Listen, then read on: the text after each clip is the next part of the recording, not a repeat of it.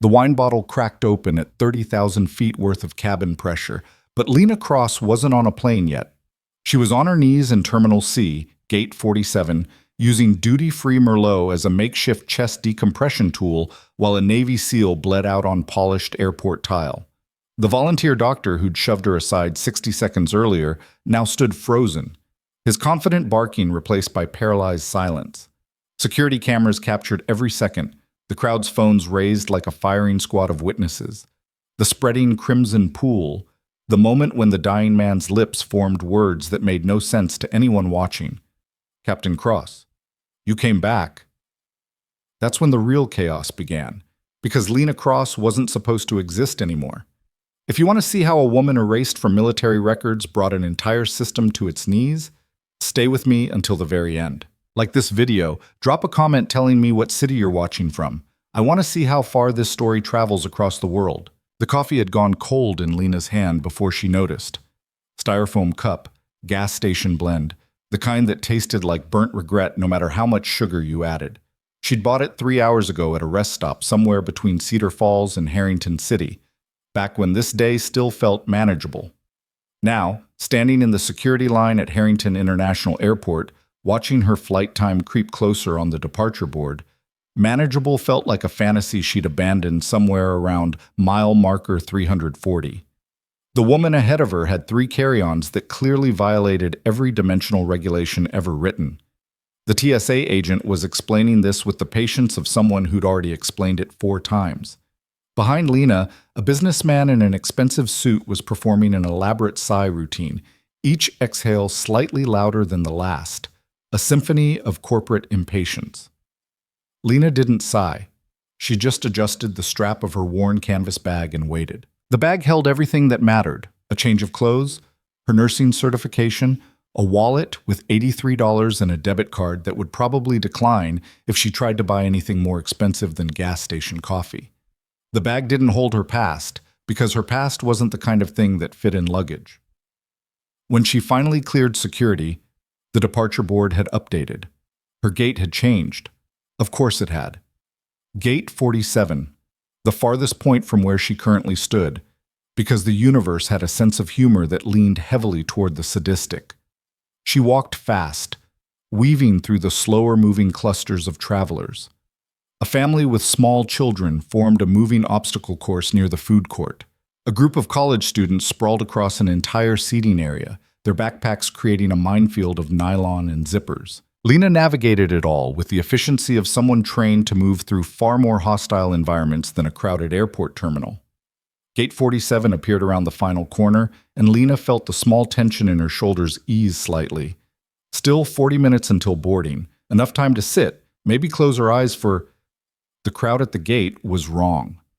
Too dense, too agitated. Lena had learned to read crowds the way some people read weather patterns, and this one was building toward something. The normal pre-boarding clusters had collapsed inward, forming a tight circle near the gate counter. Phones were raised. Someone was crying. Lena's training kicked in before her conscious mind caught up. She was moving toward the disturbance, her bag sliding off her shoulder, her coffee cup forgotten on a nearby chair.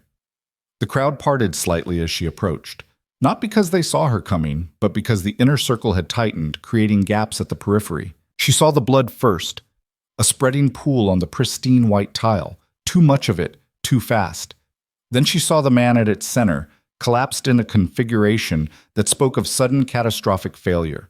Navy dress blues, the kind worn for ceremonies and official travel. His chest was moving wrong, rapid and shallow, the kind of breathing that precedes not breathing at all. A man in khakis and a polo shirt was kneeling beside him, one hand on the officer's shoulder. "I'm a doctor," he was saying, loud enough for the crowd to hear. "Everyone stay back. Someone call 911. Lena pushed closer.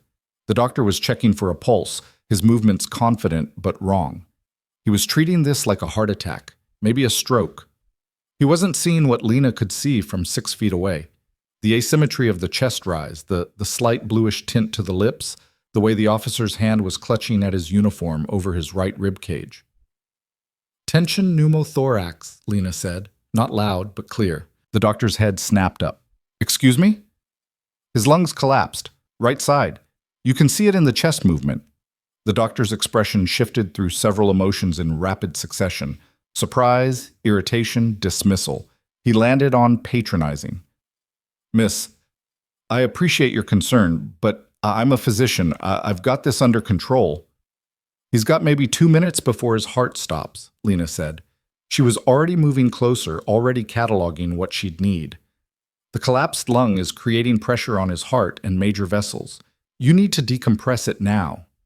Step back, the doctor said, his voice sharp. I don't need armchair diagnosis from… What are you, a nursing student? Lena was wearing scrubs, faded blue, the fabric thin from too many industrial laundry cycles.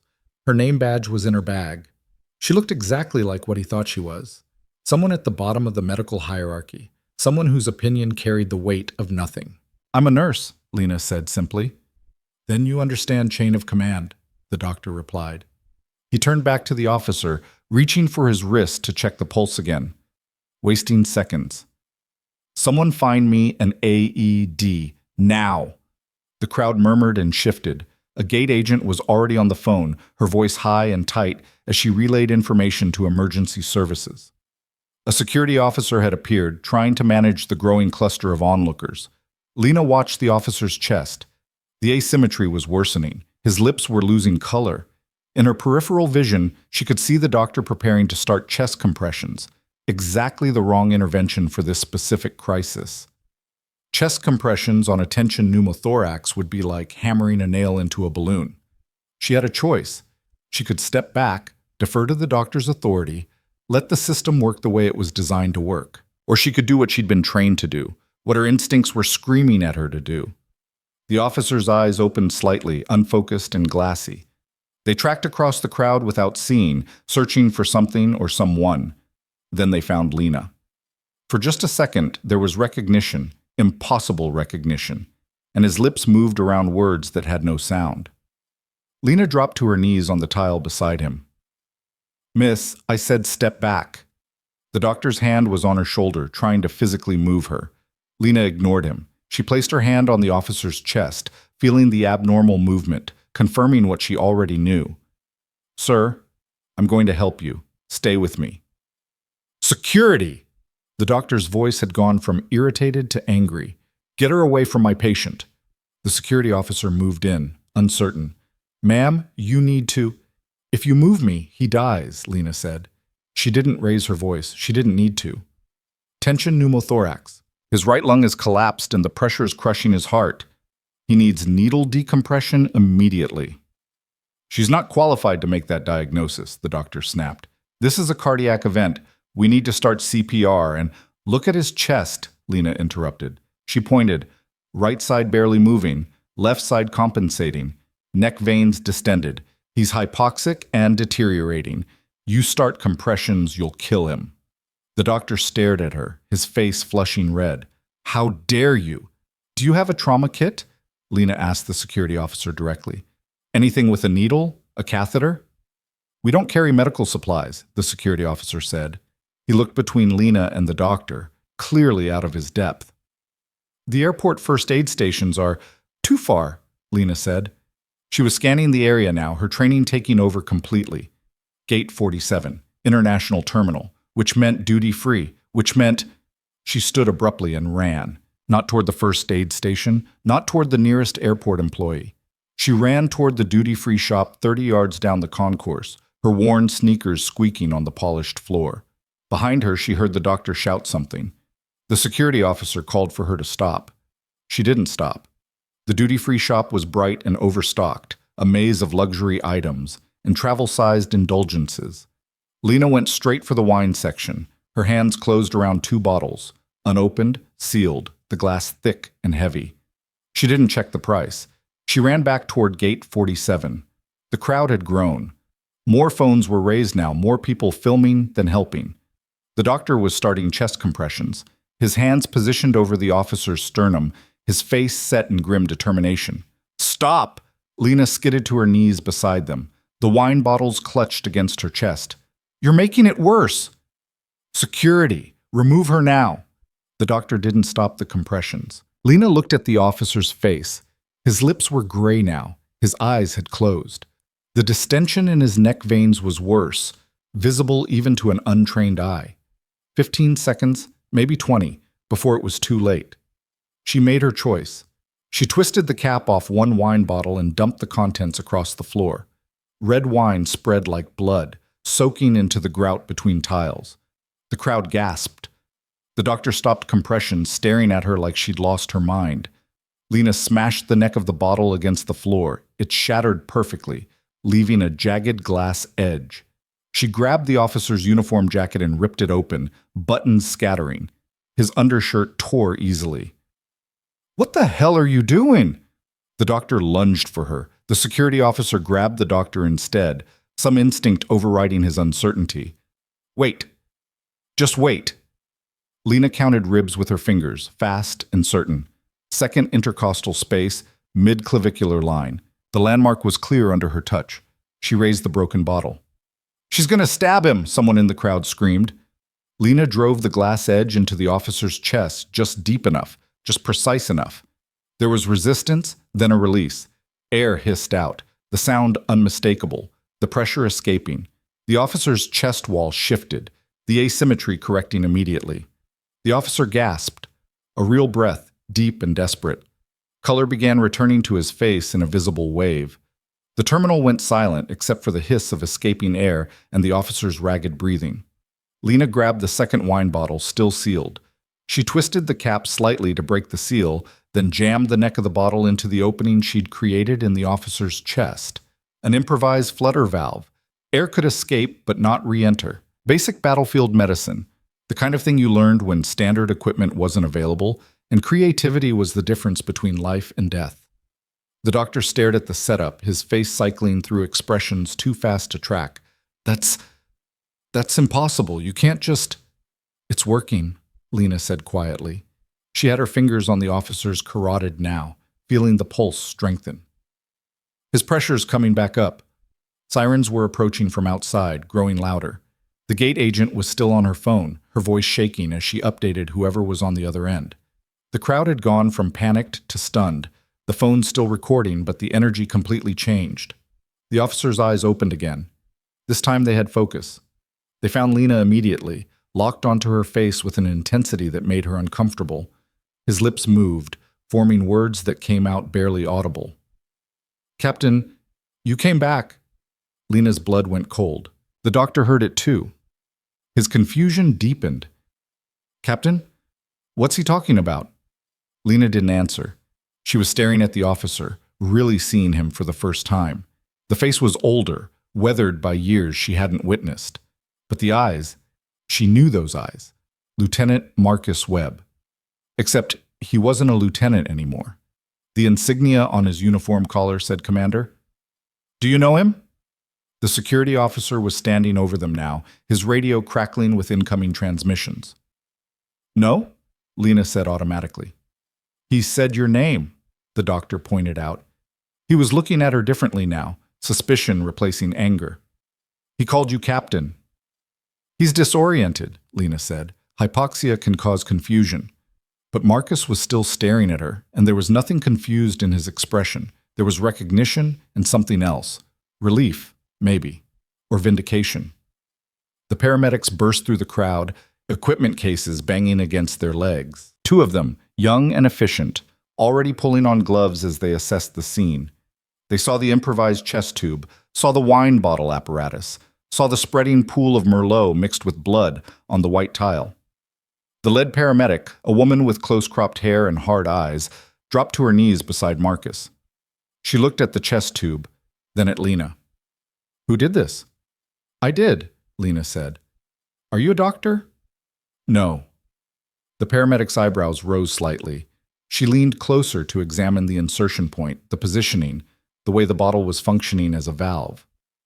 "This is military medicine, special operations level." "It was what I had available," Lena said. "It probably saved his life." The paramedic was already setting up proper medical equipment, replacing Lena's improvisation with standard trauma protocols. "Where'd you learn this?" Lena stood up, stepping back to give them room. Her hands were covered in blood and wine, sticky and dark. "Nursing school." The paramedic gave her a long look that said she didn't believe that for a second. But she didn't push. She was too busy managing her patient, calling out vital signs to her partner, preparing Marcus for transport. Lena turned to walk away. She needed to wash her hands, needed to find her bag, needed to figure out if her flight was still boarding or if this entire disaster had derailed her travel plans completely. A hand caught her wrist. She turned. Marcus was looking up at her, an oxygen mask now covering his nose and mouth, but his eyes urgent and clear. "Don't run," he said, his voice muffled by the mask but unmistakable. "Not this time." Lena pulled her wrist free gently. "You're confused. Focus on breathing." "I know who you are," Marcus said. "I served under you. Operation Crosswind. You pulled me out of— Sir, you need to save your strength." The paramedic was adjusting his IV line, her movements brisk and professional. She glanced at Lena. "Is he making sense?" "No," Lena said.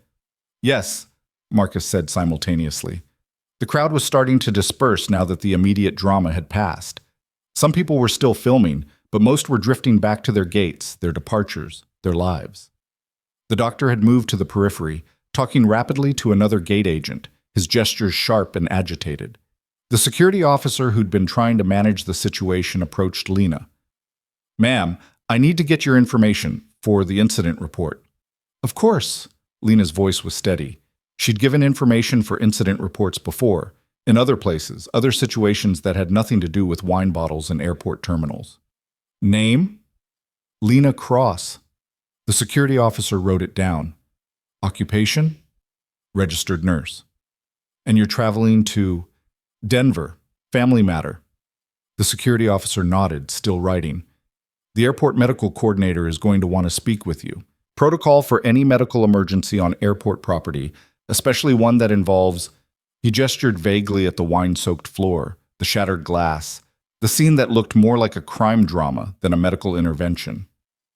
"I understand," Lena said. The paramedics were loading Marcus onto a stretcher now. He was stable, his color good, his breathing strong with the oxygen support.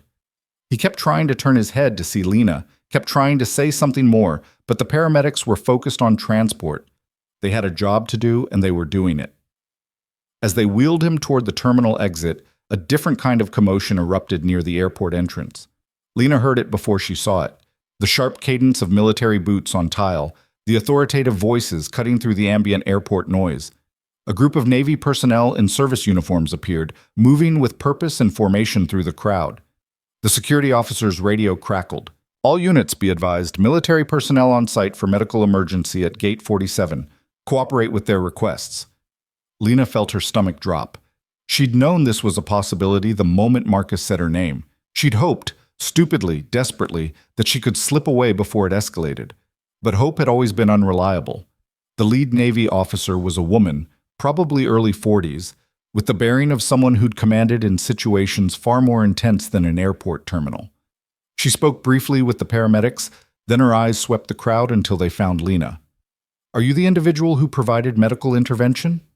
The Navy officer's voice wasn't hostile, but it left no room for anything less than complete honesty. "Yes," Lena said. "I need you to come with me." "I have a flight." "Your flight is being held," the officer said. Not a request, a statement of fact already in motion. "This won't take long. We just need to verify a few things." The security officer looked between them, uncertain of his jurisdiction. "Is there a problem?" "No problem," the Navy officer said smoothly.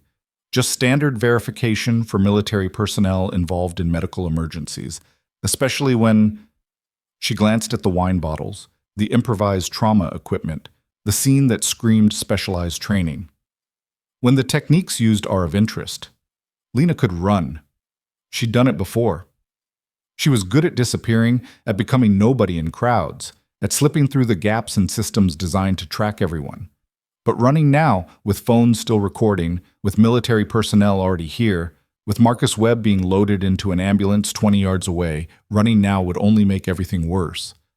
"Fine," Lena said, "but I need to get my bag." She found it where she'd dropped it, near the chair where her coffee cup sat abandoned and long cold. The canvas bag felt heavier than it should, weighted with the implications of everything inside it and everything it represented.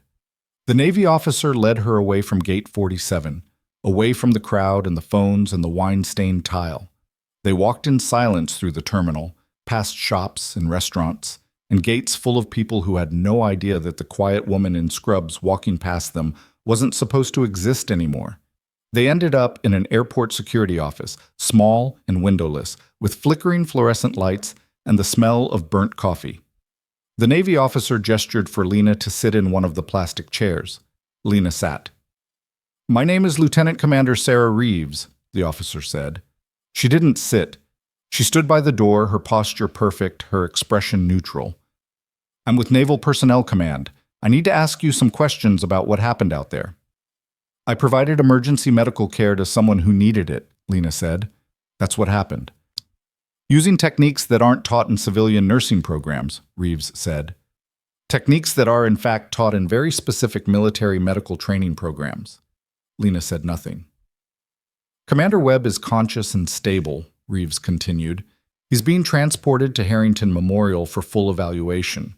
Before they loaded him into the ambulance, he gave us your name, your full name, your rank, your last known assignment." "He's confused," Lena said. "Head injuries can—" "He doesn't have a head injury," Reeves interrupted. "He has a tension pneumothorax that you correctly diagnosed and treated using improvised equipment in a high-stress environment. He also has perfect recall of serving under Captain Lena Cross during Operation Crosswind, a classified Joint Task Force mission 3 years ago." The fluorescent lights hummed in the silence that followed. Lena kept her face neutral, her breathing steady. She'd faced interrogations before. This was gentle compared to some of them. "Captain Cross was declared lost in action," Reeves said quietly. "Presumed dead after a helicopter incident over hostile territory. Her body was never recovered. Her service record was sealed. Her family was notified. There was a memorial service." "Then I can't be her," Lena said. "No," Reeves agreed. "You can't be. Because Captain Lena Cross doesn't exist anymore." She paused. "Except you just saved a man's life using her exact skill set, and he recognized you on sight." Lena met the officer's eyes. "What do you want from me?" "Right now? I want you to stay in this room until I get verification from Norfolk about who you actually are." Reeves pulled out her phone. "Because if you are who Commander Webb says you are, we have a significant problem. And if you're not, we have a different problem. Either way, you're not getting on that flight to Denver." "Am I being detained?" "You're being asked to cooperate while we sort out a situation involving classified operations and personnel who are supposed to be deceased." Reeves's voice was still neutral, but there was an edge now. "That's not a request you refuse." Lena leaned back in the uncomfortable plastic chair. Through the walls, she could hear the muffled sounds of the airport, announcements, rolling luggage, the constant movement of people going places. She'd been trying to go somewhere too. Away from here, away from this, away from everything that room represented. But Marcus Webb had recognized her, had said her name, had dragged her past into her present with a handful of whispered words and a collapsed lung. Reeves was typing on her phone now, her thumbs moving fast, sending messages, making calls, setting in motion whatever verification process the Navy used for ghosts who showed up in airport terminals. Lena closed her eyes. She thought about Denver, about the small apartment she'd rented sight unseen, about the nursing job at a clinic where nobody would know her and nobody would ask questions. She thought about the person she'd been trying to become, quiet, unremarkable, forgettable. That person was gone now, shattered like a wine bottle on white tile. Her phone buzzed in her pocket. She pulled it out. A text from an unknown number. "Your flight to Denver has been canceled. Rebooking options available through airline customer service." Lena almost laughed. Rebooking options. As if that were the problem. As if she could just pick a different flight and continue running. Reeves's phone rang. She answered it immediately, listening more than speaking. Her expression remained carefully controlled, but Lena caught the slight widening of her eyes, the microscopic shift in posture. "Understood," Reeves said. "Yes, ma'am. I'll secure the location." She ended the call and looked at Lena with something new in her expression. Not hostility, wariness. "That was Norfolk," Reeves said. "They're sending someone. Should be here in 90 minutes. "Someone who?" "Someone with clearance significantly higher than mine." Reeves crossed her arms. Captain Cross, and at this point, let's not pretend otherwise, you need to understand that what happens next isn't my decision. I'm just holding the line until people who actually know what to do with you arrive. I'm not a threat, Lena said. I didn't say you were.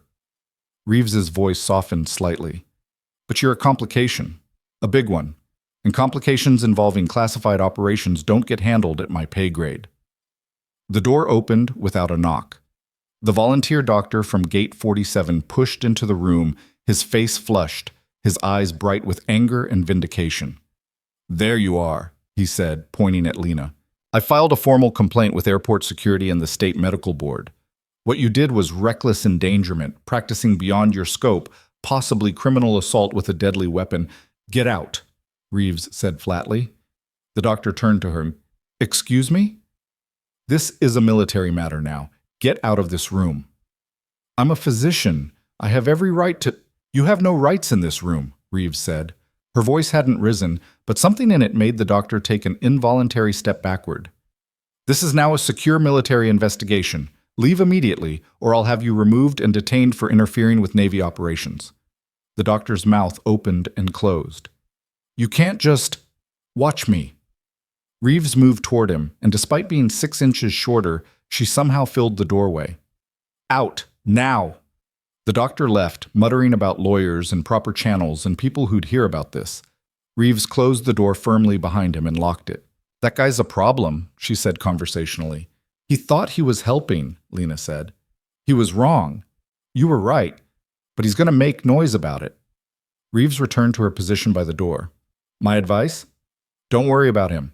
Worry about the people flying in from Norfolk. They're the ones who get to decide what happens to you next. Lena nodded slowly. She understood the game being played here. The military didn't like loose ends, didn't like personnel who were supposed to be dead walking around saving lives in civilian airports. They especially didn't like when those personnel demonstrated skills and knowledge that confirmed their classified training. She'd known this could happen someday. She'd hoped it wouldn't, again, proving worthless. Can I ask you something? Reeves said after a moment. You can ask. Well, why did you come back? If you went to all that trouble to disappear, to be declared dead, to walk away, why surface now? Why risk it for a stranger in an airport? Lena looked at her hands. The blood and wine had dried dark under her fingernails. He wasn't a stranger, she said quietly. And I didn't come back. I just couldn't walk away. From him specifically? From anyone who needed help. Reeves nodded slowly, understanding something in that answer. That's why you were a captain, wasn't it?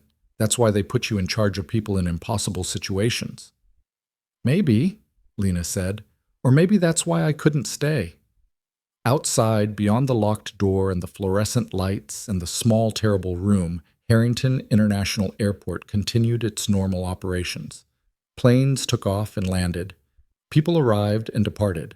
The world kept moving, indifferent to the complications of one woman who'd tried to disappear and failed. Somewhere in the city, Marcus Webb was being examined by doctors who would marvel at the precision of the emergency intervention that had saved his life.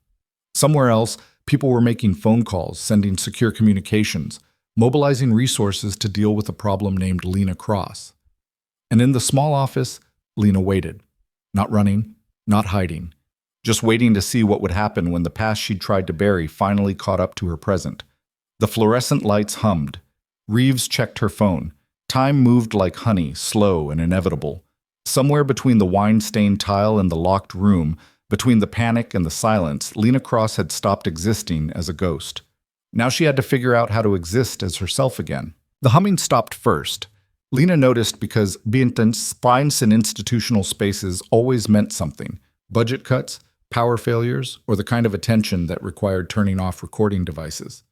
The fluorescent lights went dark, replaced by emergency LEDs that cast the room in cold blue.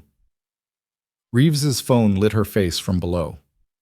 "They're here," she said, but her tone had changed, less certain, more concerned. The door unlocked from the outside, not with a key. Electronically, the kind of override that required authorization Lena didn't want to think about. A man entered first, civilian clothes, government haircut, eyes that cataloged everything in milliseconds. Behind him, 2 naval officers in dress uniforms that were too formal for routine transport duty. Behind them, someone Lena hadn't expected to see again in this lifetime. Captain Jonathan Pierce looked older. Silver threaded through his dark hair now, and new lines carved deep around his mouth. He'd been her commanding officer during Crosswind. He'd also signed the paperwork declaring her lost in action. "Captain Cross," he said. No surprise in his voice, just acknowledgement. Reeves straightened to attention. The civilian waved her off with practiced disinterest. "Lieutenant Commander, you're dismissed. Everything you've seen and heard in the last 2 hours is now classified. You'll receive documentation to that effect within the hour." Reeves looked at Lena, some unspoken message passing between them, then left without argument. The door closed. Locked again. Pierce pulled out the plastic chair across from Lena and sat. The civilian remained standing by the door, hands clasped behind his back. The other 2 officers flanked the room like sentries. "You were supposed to stay gone," Pierce said quietly. "I was trying to," Lena replied. "Commander Webb is stable. The doctors at Harrington Memorial are calling it a miracle intervention." Pierce's fingers drummed once on the table. A tell Lena remembered from mission briefings when intelligence was bad and options were worse. They're also asking questions about who performed battlefield trauma procedures in a civilian airport. "I used what was available." "You use training that's supposed to not exist for someone who's supposed to be dead." Pierce leaned forward. "Do you understand the position this puts everyone in?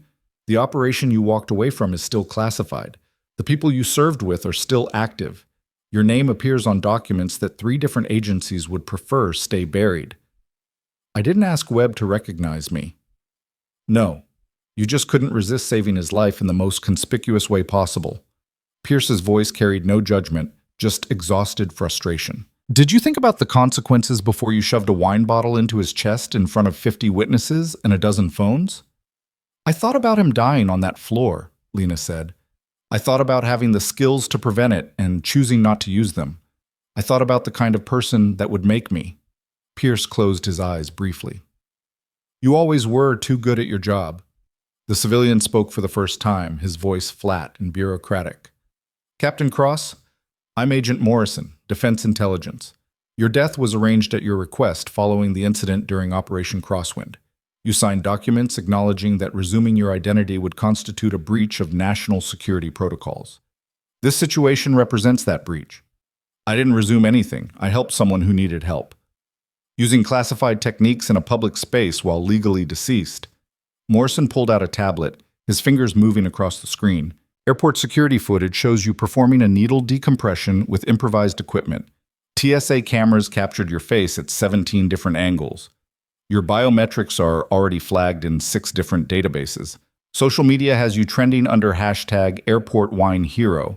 You're not exactly maintaining operational security." Lena felt something cold settle in her chest. "I didn't know he was going to be there." "We know." Pierce's voice was gentler than Morrison's. "We pulled the manifest.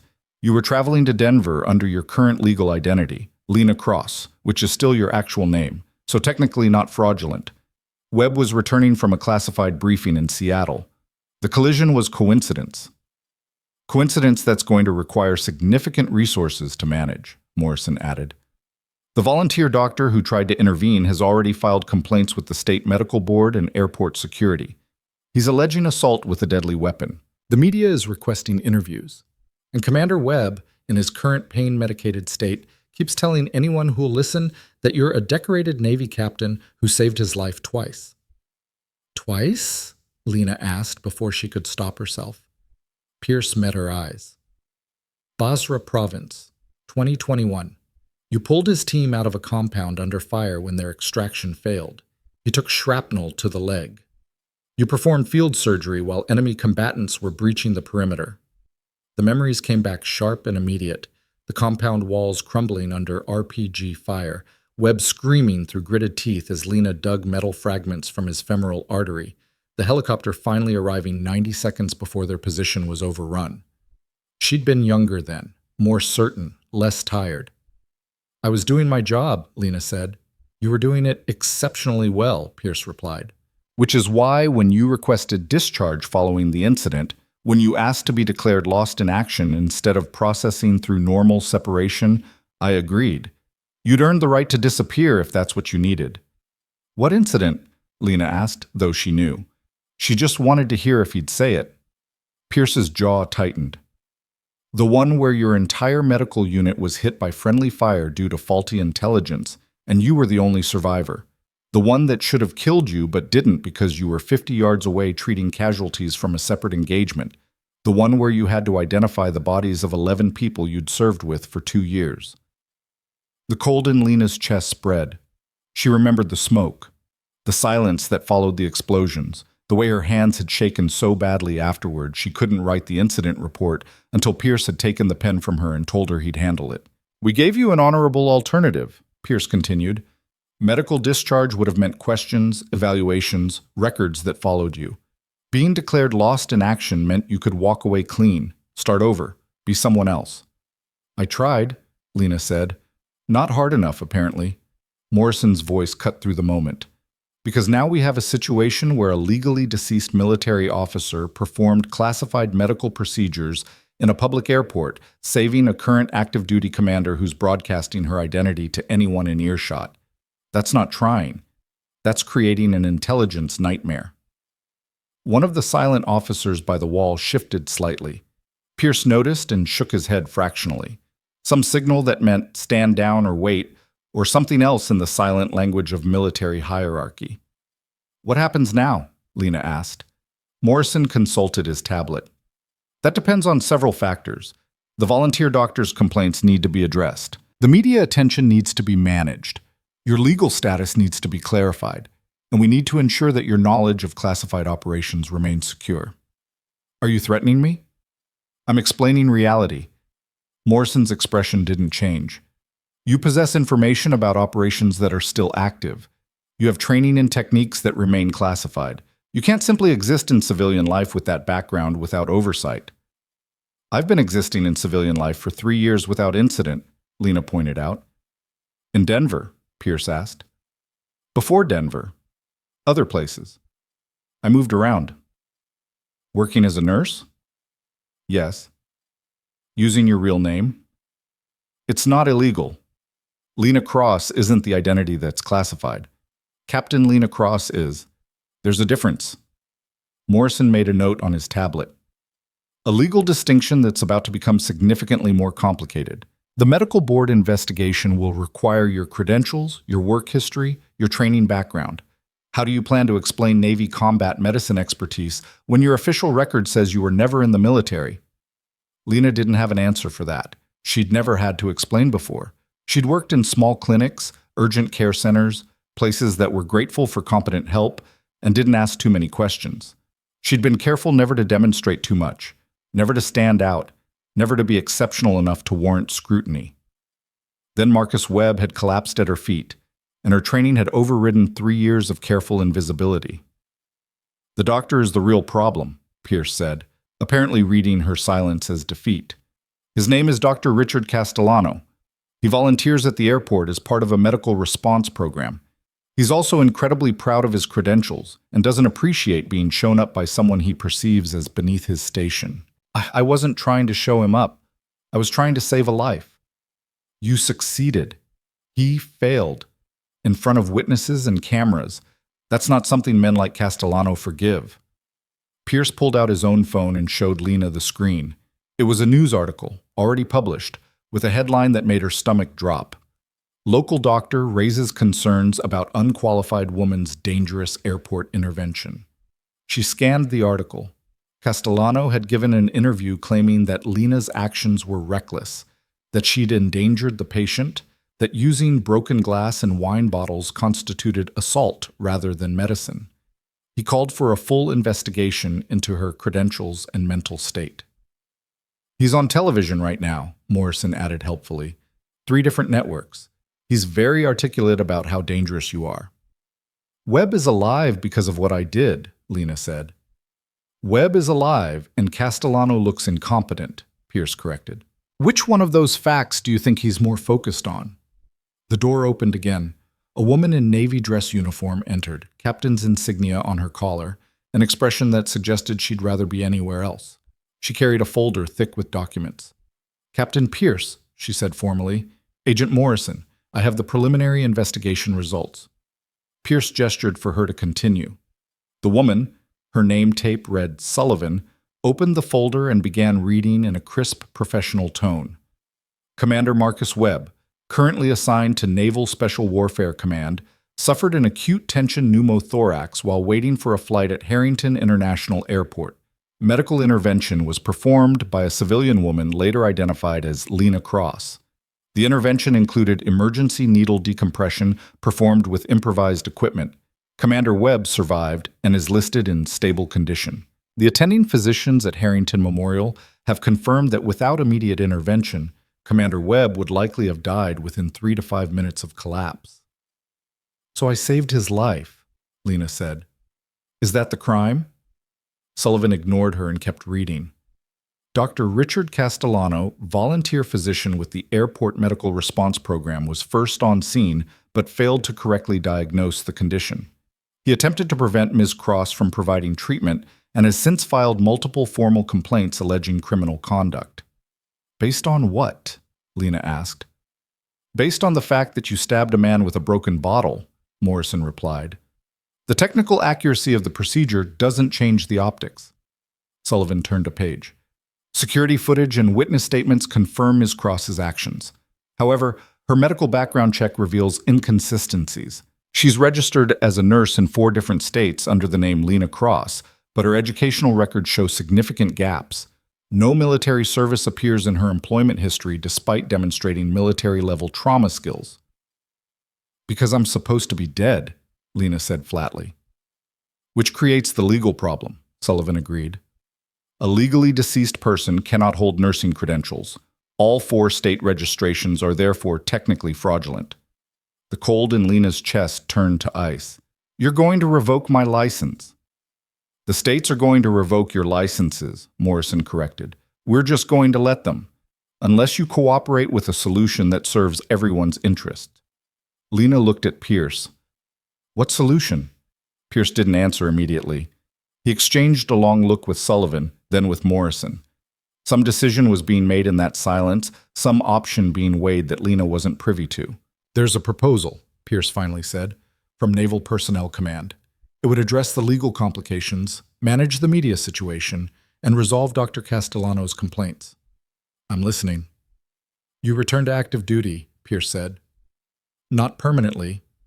A temporary recall to resolve the current situation. We issue a statement that Captain Lena Cross was on classified assignment and intervened in a medical emergency while traveling under operational security protocols. We confirm your credentials, validate your actions, and make it very clear that Dr. Castellano was wrong to interfere. Lena stared at him. You want me to come back? We want to clean up a mess, Morrison said bluntly. Your mess. This solves it efficiently. And if I refuse? Then you face revocation of your nursing licenses, potential criminal charges for practicing medicine without valid credentials, and civil liability for the assault allegations. Morrison's voice was completely neutral, delivering consequences like weather reports. You'll also remain legally deceased, which means you can't work, can't have a bank account under your real name, can't exist in any official capacity. You'll spend the rest of your life running from place to place, working under the table, hoping nobody asks too many questions. I've been doing that for 3 years, Lena said. And how's that working for you? Pierce asked quietly. Did you sleep well in those 3 years? Did you feel safe? Did you feel like yourself? Lena didn't answer because they both knew the truth. Sullivan spoke up. The recall would be administrative only, 6 months, maybe less. Long enough to make official statements, testify if necessary, establish your credentials and credibility. After that, honorable discharge with full benefits and a clean record. You could work anywhere, use your real name, stop hiding. Or I could just leave, Lena said. Right now. Walk out of this room and disappear again. You could try, Morrison agreed. But we'd find you. And next time the offer won't be this generous. Pierce leaned forward, his voice dropping to something almost gentle. Lena, you saved Webb's life today. You did it in front of dozens of people who are calling you a hero. Let us make that official. Let us give you back what you lost. You've earned it. I lost it on purpose, Lena reminded him. 3 years ago, when you were traumatized and grieving. Maybe it's time to let yourself come back. Lena looked around the small room, the peeling paint, the emergency lights, the officers standing silent witness to her choice. She thought about Denver, about the apartment she'd never see, about the quiet, anonymous life she'd been trying to build. She thought about Marcus Webb's eyes when he recognized her, about the certainty in his voice when he told her not to run. She thought about the 11 bodies she'd identified 3 years ago, about the way her hands had shaken, about the silence that had followed her for months afterward. "I need time," she said. "You have 2 hours," Morrison replied. Commander Webb is being interviewed by military investigators at Harrington Memorial.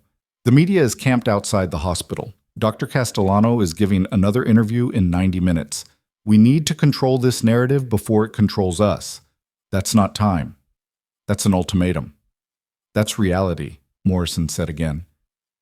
"Make your choice, Captain Cross. Come back and clear your name, or stay gone and lose everything you've built." Pierce stood up. "I'll be outside.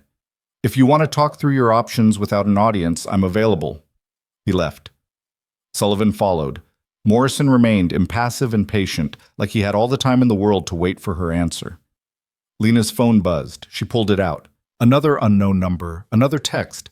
"The doctor is lying about you on CNN. They're showing your face. Everyone thinks you attacked someone."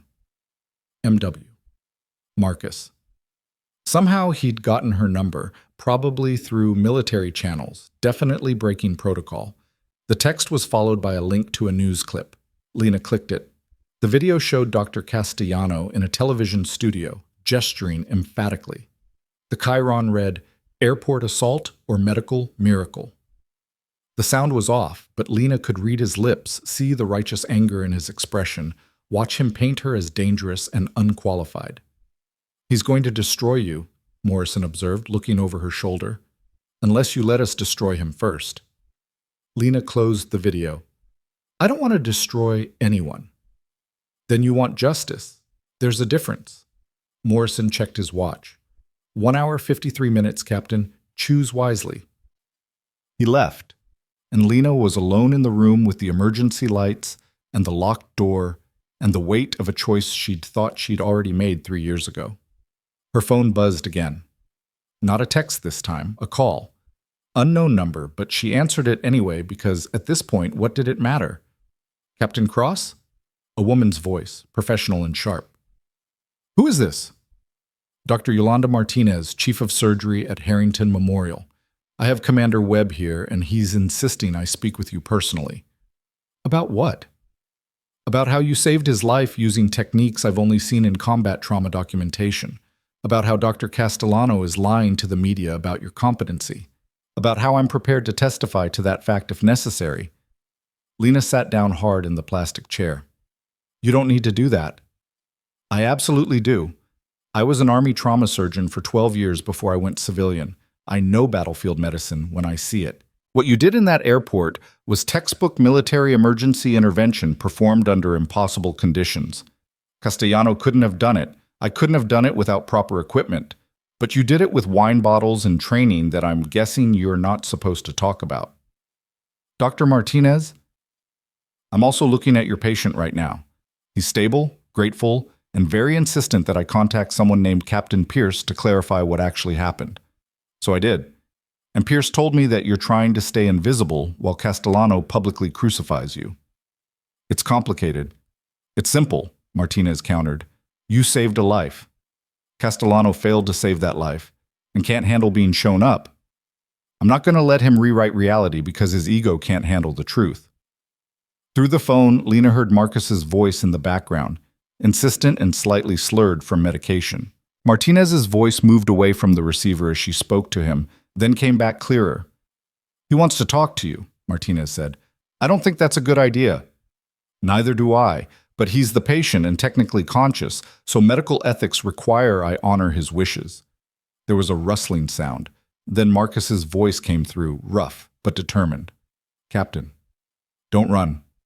I know that's what you're thinking. I know that's what you've been doing. But if you run from this, Castellano wins. The truth gets buried. And you stay dead when you don't deserve to be." "Webb." "They told me what happened after Crosswind. The friendly fire incident, the medical discharge option you refused. I didn't know. None of us knew where you went. His breathing was audible, labored. I've spent 3 years thinking you were dead. A lot of us have. And today you show up and save my life a second time, and you're talking about disappearing again? That's not acceptable, Captain. I'm not a captain anymore. You're always going to be a captain. That's not rank. That's who you are. Marcus paused, and Lena heard machines beeping in the background, the ambient noise of a hospital room. Come back. Let them clear your name. Let us tell the truth about who you are and what you've done. You've been running from yourself for 3 years.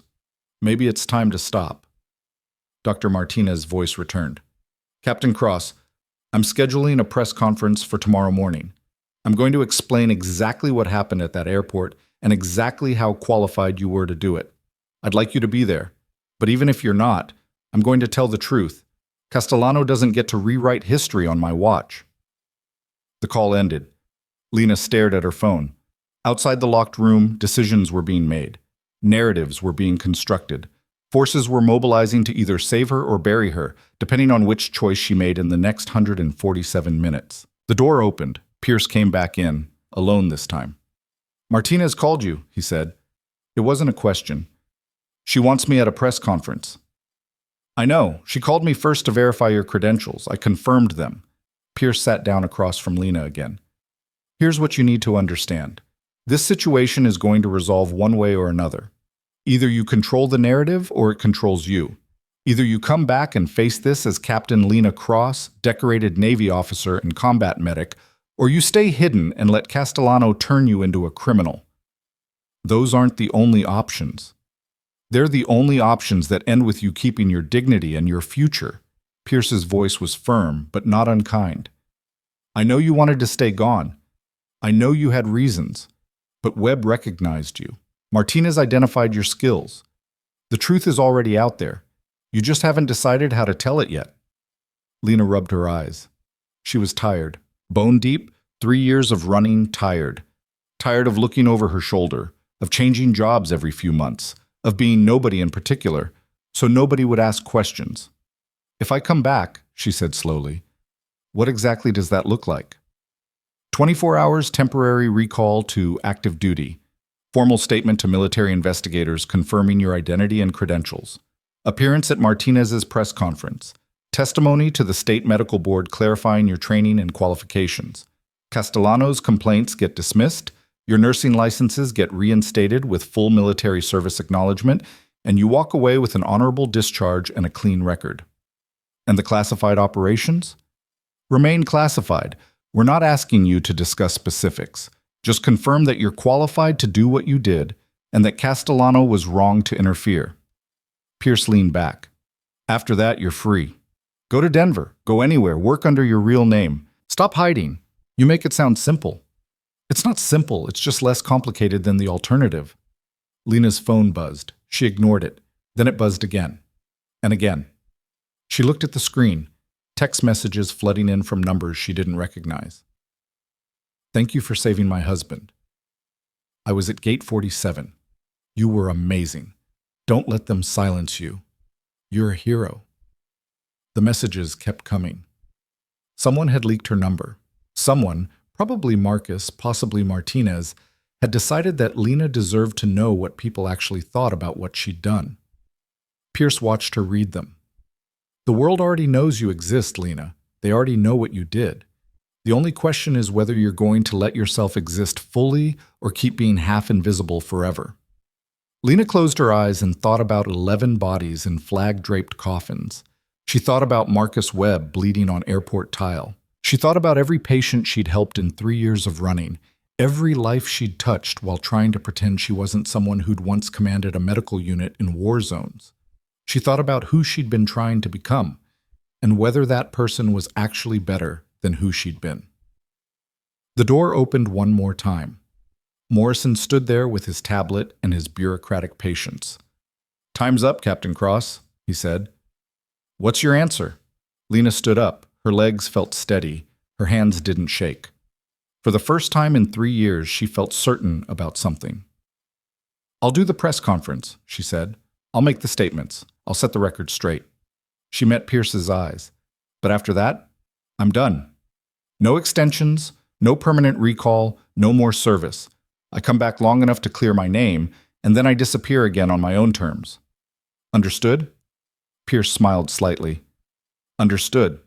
Morrison made a note on his tablet. "I'll notify the relevant parties. Captain Sullivan will coordinate the logistics. You'll need to be at Harrington Memorial by 0800 tomorrow for preliminary briefings before the press conference at noon." "I don't have anywhere to stay," Lena said, realizing it for the first time. "My flight was canceled. My hotel was in Denver." "We'll arrange accommodations," Pierce said. "Consider yourself back on active duty as of—" He checked his watch. 1847 hours. "Welcome back, Captain." He extended his hand. Lena looked at it for a long moment, then shook it. His grip was firm, familiar, the handshake of someone who'd once trusted her with people's lives and was offering to trust her again.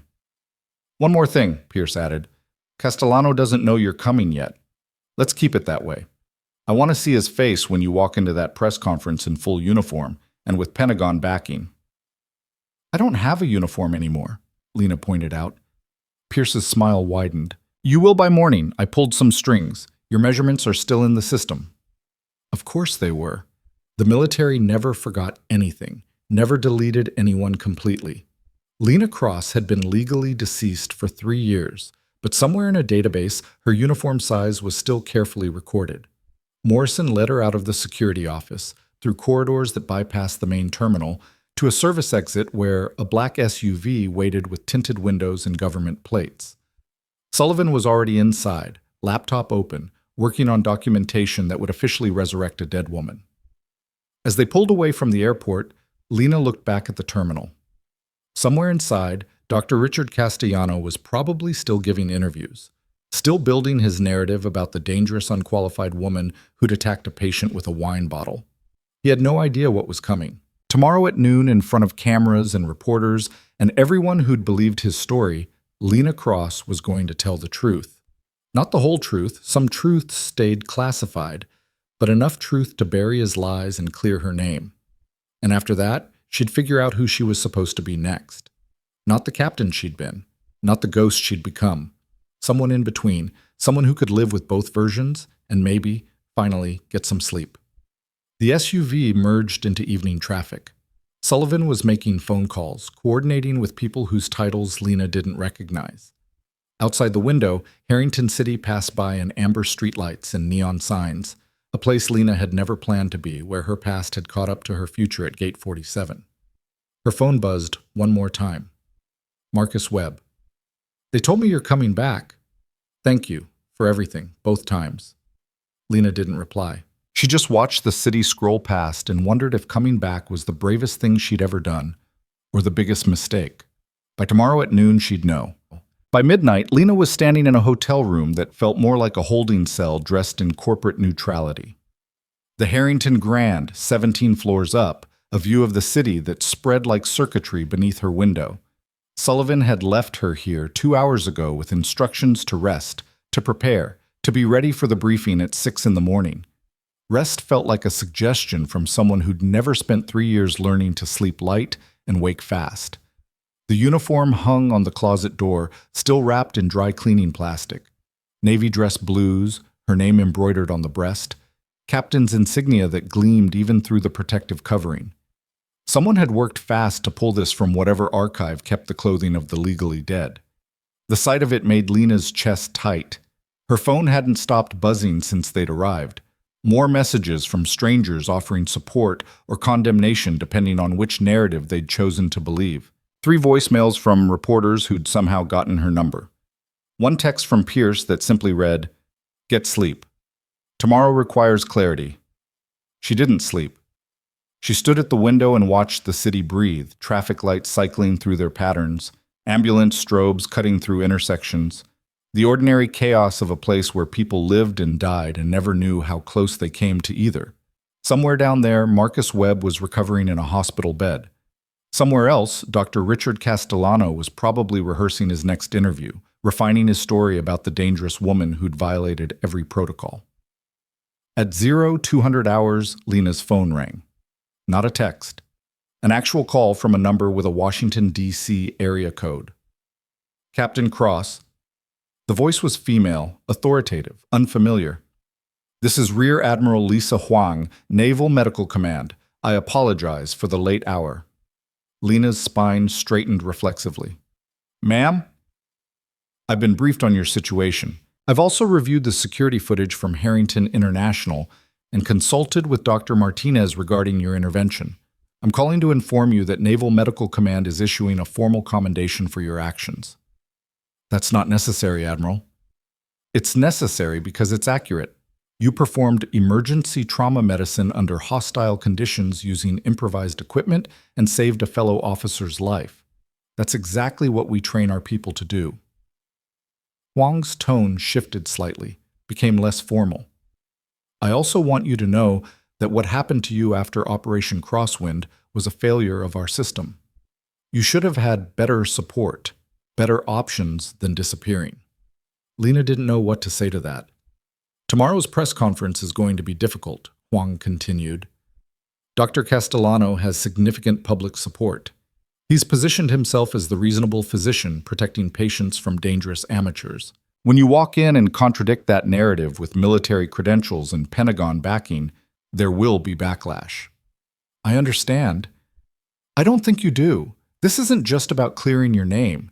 This is about publicly challenging a civilian doctor's authority with military authority. Some people will see that as overreach. Others will see it as vindication. The media will see it as ratings. You need to be prepared for all of it. I just want to tell the truth. The truth is going to make you a public figure, Huang said bluntly. The truth is going to put your face on national news, your name in headlines, your past under scrutiny. Are you ready for that level of exposure when you've spent 3 years hiding? Lena looked at her reflection in the dark window. I don't have a choice. You always have a choice. That's what I'm calling to remind you. If you want to walk away from this, if you want to stay legally deceased and disappear again, I can make that happen. We'll handle Castellano quietly through official channels. Your nursing licenses can be restored under a different identity. You can vanish.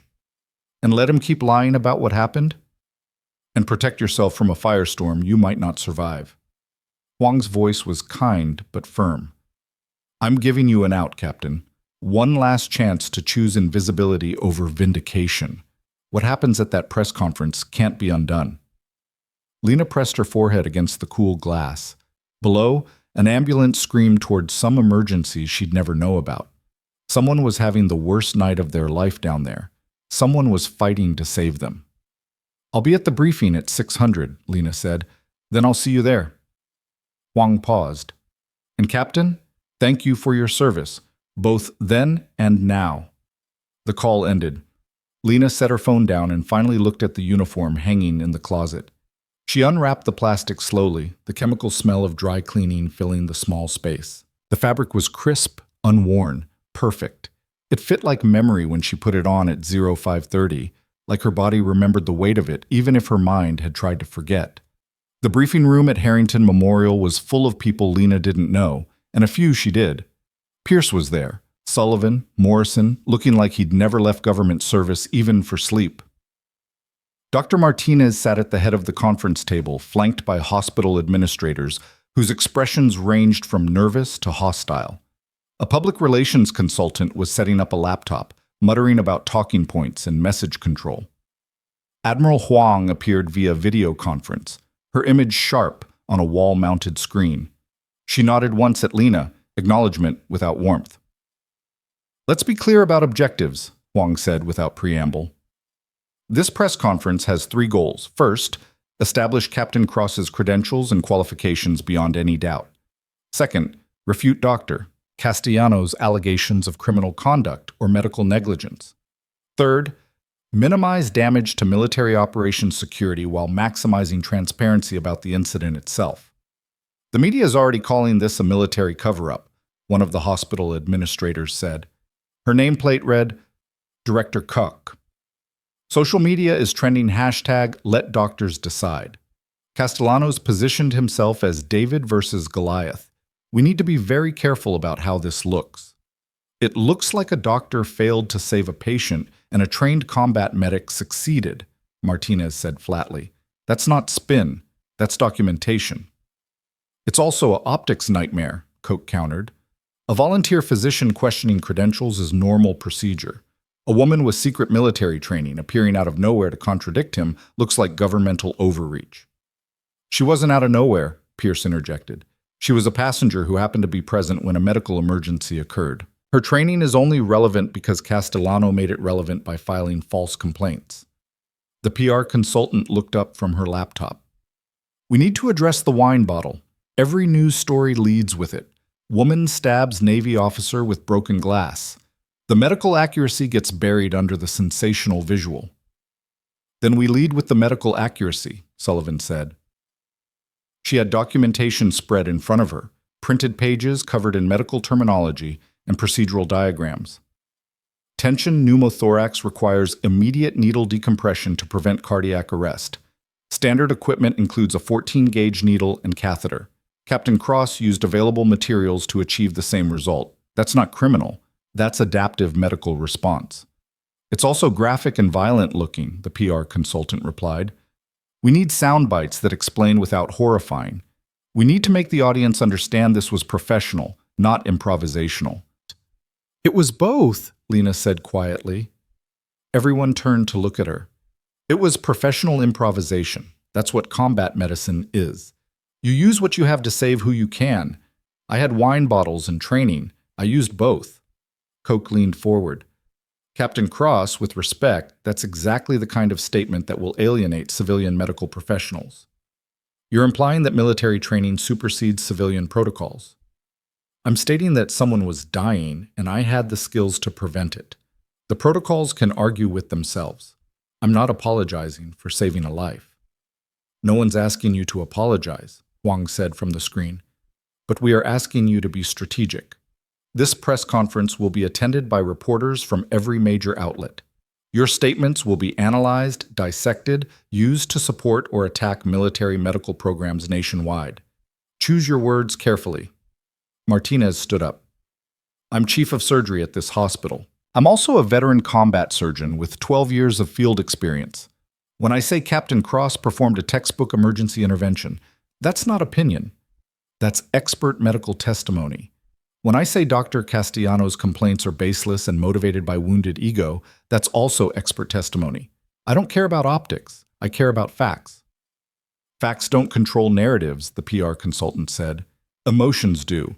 And right now, public emotion is with Castellano because he's the familiar authority figure, and Captain Cross is the unknown variable who used violence to solve a medical problem. I didn't use violence, Lena said. I used physics. Pierce almost smiled. That's actually a good line. Use that. The briefing continued for 90 minutes, cycling through questions Lena might face, answers she should give, topics she should avoid. Morrison produced a list of classified operations that couldn't be mentioned under any circumstances. Sullivan reviewed legal protections and limitations. The PR consultant crafted sound bites that made Lena sound competent without sounding threatening. At 10:45 hours, they moved to the hospital's main conference room. Cameras were already set up, news crews jockeying for position, reporters checking microphones and lighting. The room held maybe 100 people, press, hospital staff, military observers, and in the back row, partially obscured by a camera operator, Dr. Richard Castellano. He looked exactly like Lena remembered from the airport. Mid-50s, graying hair, expensive casual clothes that communicated professional success. His expression was confident, almost amused, like he was watching a show he'd already seen the ending to.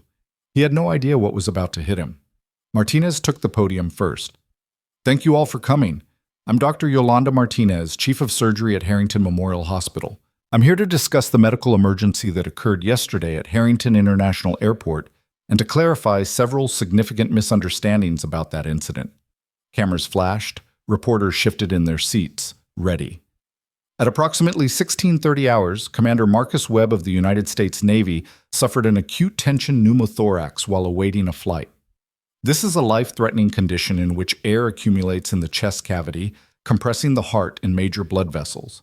Without immediate intervention, death typically occurs within 3 to 5 minutes. Martinez paused. Let that sink in. A volunteer physician, Dr. Richard Castellano, was first on scene. He attempted to diagnose the condition as a cardiac event and prepared to administer chest compressions. This would have been fatal. Chest compressions on a tension pneumothorax increase intrathoracic pressure and accelerate cardiac collapse. Castellano's expression changed. The confidence flickered. A civilian nurse, later identified as Captain Lena Cross of the United States Navy Medical Corps, correctly diagnosed the condition and performed emergency needle decompression using improvised equipment. This intervention saved Commander Webb's life. I have reviewed the security footage. I have examined the patient. I have consulted with trauma specialists from 3 different institutions. The medical consensus is unanimous. Captain Cross performed a technically perfect emergency procedure under circumstances that would challenge even experienced trauma surgeons. Martinez looked directly at Castellano. Dr. Castellano has filed complaints alleging criminal assault and medical negligence. These complaints are false. They are also professionally irresponsible. Captain Cross's actions were appropriate, necessary, and executed with a level of skill that reflects advanced military medical training. A reporter stood up without waiting to be called on. Doctor. Martinez, are you saying Dr. Castellano endangered the patient? I'm saying Dr. Castellano misdiagnosed the condition and would have administered treatment that would likely have killed the patient if Captain Cross had not intervened. Another reporter. Is the hospital taking action against Dr. Castellano? Dr. Castellano is a volunteer with our airport medical response program, not a hospital employee. However, his participation in that program is currently under review. The room erupted. Reporters shouting questions, cameras swiveling to capture Castellano's reaction, the PR consultant whispering urgently to Martinez about staying on message. Castellano stood up, his face red, his voice cutting through the noise. This is a witch hunt, he said. I'm a board-certified physician with 28 years of experience. I'm being vilified for following proper medical protocols, while some woman with alleged military training gets celebrated for stabbing a patient with broken glass. Martinez didn't flinch. Captain Cross, would you please join me at the podium? Lena stood. Every camera in the room turned toward her. She walked to the front in her dress blues, her uniform sharp and official, her bearing exactly what 3 years of running hadn't been able to erase. She took her place beside Martinez and faced the cameras. State your name and rank for the record, Martinez said. Captain Lena Cross, United States Navy Medical Corps. How long have you served? 8 years active duty, 3 years reserve status. What is your specialty? Combat trauma medicine with advanced training in emergency field procedures. Martinez turned to the assembled press. Captain Cross is a decorated officer with multiple combat deployments. She has performed emergency medical interventions under hostile fire, in austere environments, with limited resources. What she did at the airport yesterday was well within her training and expertise. A reporter stood. Captain Cross, why were you working as a civilian nurse if you're military medical? Lena had been briefed on this question. I requested temporary separation from active duty for personal reasons. I continued working in civilian medicine to maintain my skills and serve my community. Why not disclose your military background to the airport responders? I was focused on saving a life, not establishing credentials. The patient was dying. Credentials could wait. Castellano pushed forward through the crowd. This is absurd. She had no authorization to intervene. I was the designated medical responder. She interfered with my treatment and endangered. Your treatment was incorrect, Lena said, her voice level and clear. You diagnosed cardiac arrest. It was tension pneumothorax. You prepared chest compressions. That would have killed him. I performed needle decompression. That saved him. These are facts, not allegations. You used a broken wine bottle as a weapon. I used a broken wine bottle as a surgical instrument because it was the only sharp object available with sufficient strength to penetrate the chest wall. The bottleneck functioned as a flutter valve to prevent air re-entry while maintaining pressure release. It's an adaptation of a standard field procedure taught in military trauma medicine. It's barbaric. It's effective. Commander Webb is alive. That's the only metric that matters. The room was silent now except for the whir of cameras recording every word. Admiral Huang's voice came through the PA system, her video feed displayed on screens around the room. If I may add context, Captain Cross is being modest about her qualifications. She commanded a forward medical unit during Operation Crosswind, a classified Joint Task Force mission. She has personally performed over 300 emergency trauma procedures in combat conditions.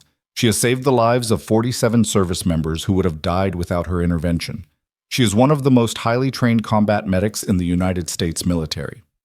Castellano stared at the screen, then at Lena, realization finally breaking through his certainty. You were in command? I was, Lena said. Then why were you traveling in scrubs? Why didn't you identify yourself immediately? Because I wasn't on duty. I was a passenger. I wasn't looking for an emergency. It found me. A new voice from the back of the room, sharp and hostile. This is military propaganda.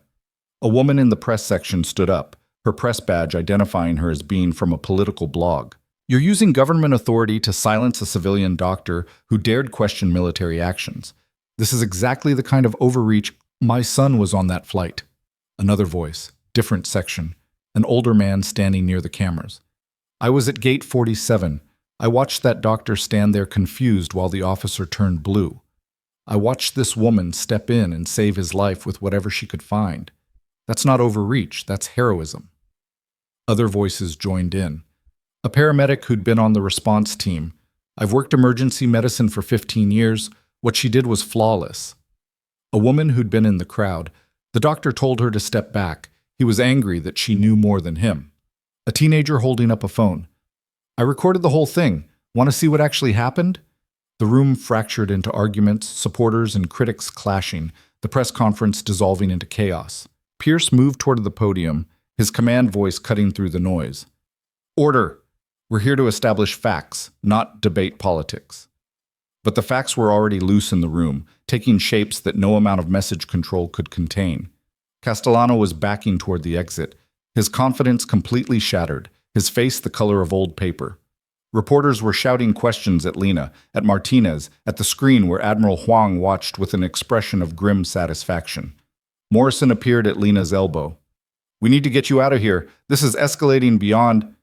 The conference room doors burst open. Hospital security rushed in, but they weren't alone. Military police followed them, moving with purpose toward a specific target. The lead MP, a woman with sergeant stripes, approached Lena directly. Captain Cross, we have a situation. Commander Webb's room has been breached by unauthorized personnel claiming to be press. He's requested military protection and specifically asked for you. Everything stopped. The chaos froze mid-argument as everyone processed what the MP had just said. What kind of unauthorized personnel? Lena asked. Unknown. They bypassed hospital security approximately 15 minutes ago. Commander Webb activated his emergency beacon. We responded, but he won't allow anyone except you into the room until we verify their credentials. Martinez was already moving. That's my hospital, my patient. Where? Third floor, room 317, the MP said. Situation is currently contained but escalating. Lena looked at Pierce. He nodded once, permission and warning combined. She followed the MPs out of the conference room, through hallways suddenly crowded with security personnel, into an elevator that climbed too slowly while her training calculated threat assessments and response protocols. Room 317 was at the end of a corridor that had been cleared of everyone except military personnel. Two MPs flanked the door. Inside, Lena could hear voices. Marcus's, weakened but adamant, and someone else's, insistent and aggressive. The door was partially open. Lena pushed through. Marcus was sitting up in bed, his chest wrapped in proper medical dressings now, his face pale but alert. Standing at the foot of his bed were two people Lena didn't recognize, a man in an expensive suit and a woman with a camera that was definitely still recording. Captain, Marcus said, relief flooding his voice. Thank you. These people claim they're journalists, but they won't show credentials and they're demanding I give them an interview about you. The man in the suit turned. Captain Cross. Perfect timing. I'm Robert Henshaw, investigative journalist. I'm doing a piece on military personnel who operate in civilian spaces without disclosure. I have some questions about... Get out, Lena said. I have a right to... You have a right to leave this room voluntarily or be removed by military police. Choose quickly. The woman with the camera stepped closer, filming Lena's face. Captain Cross. Is it true that you faked your death to avoid prosecution for a friendly fire incident that Lena's hand shot out and covered the camera lens? Not aggressive, just blocking. Turn it off. You can't suppress the press. I can ask you to respect a patient's privacy in a hospital room. If you refuse, that's trespassing. Lena looked at the MPs. Remove them. The MPs moved in. Henshaw tried to protest, citing press freedom and public interest, but the MPs were professionals who'd handled far more hostile extractions. Within 90 seconds, the room was clear except for Lena, Marcus, and 2 MPS stationed at the door. Marcus exhaled slowly. They showed up claiming to be from the hospital administration. Got past the nurses' station, walked right in, started asking about Operation Crosswind and whether you'd been dishonorably discharged. How did they know about Crosswind? Someone's been digging, someone with access to military records or contacts who have access. Marcus shifted in bed, wincing. Captain, this is going to get worse before it gets better. People are going to dig into your past. They're going to find things. Let them find things. I'm not hiding anymore. Some things should stay hidden, not for your sake, for operational security, for people who are still active in programs you served in. Marcus's voice dropped. Crosswind involved personnel from 6 different countries. Some of those people are still working covert operations. If reporters start publishing details about team composition or mission parameters, I won't discuss classified operations, Lena said. You won't have to. They'll piece it together from other sources. Public records, FOIA requests, interviews with people who don't know they're revealing sensitive information. Marcus looked exhausted suddenly. I'm glad you came back, Captain, but you need to understand what coming back means. You're not just clearing your name, you're exposing an entire infrastructure that relied on you staying buried. Lena sat down in the chair beside his bed. Through the window, she could see news vans in the hospital parking lot, satellite dishes pointed at the building like weapons. Then we contain what we can and trust the system to protect what we can't. You have a lot of faith in the system for someone it tried to forget. The system didn't forget me. I asked to be forgotten. There's a difference. Marcus studied her face. What changed between wanting to disappear and showing up to a press conference in dress blues? You recognized me, Lena said simply. You said my name. After 3 years of nobody knowing who I was, you saw me and said my name. She paused. I realized I was tired of being nobody. You were never nobody, Captain. You were just scared to be somebody. Before Lena could respond, her phone buzzed. Pierce. Press conference imploded. Castellano walked out. Media requesting follow-up interview with you. Admiral Huang wants to debrief. Morrison flagged 3 separate security breaches related to your file. Get back here. Marcus saw her expression. Go. Do what you need to do. I'm fine here. You're not fine. You have a chest tube and unauthorized journalists breaching your room. I have MPS at my door and the best trauma surgeon on the East Coast monitoring my recovery. I'm safer than you are right now. Marcus's voice was firm despite his weakness. Go be Captain Cross. Let the world remember why that name used to mean something. Lena stood. The MPS at the door straightened to attention as she approached. One of them, the sergeant, spoke quietly. Ma'am, we're authorized to provide you with security detail if needed. The situation outside is active. Active how? Protesters. Some supporting you, some supporting Dr. Castellano. Media circus. Hospital administration requesting military personnel minimize visibility to avoid escalation. Lena looked back at Marcus. This is what you meant about it getting worse. This is just the beginning, Marcus said. Wait until they start calling you before congressional committees.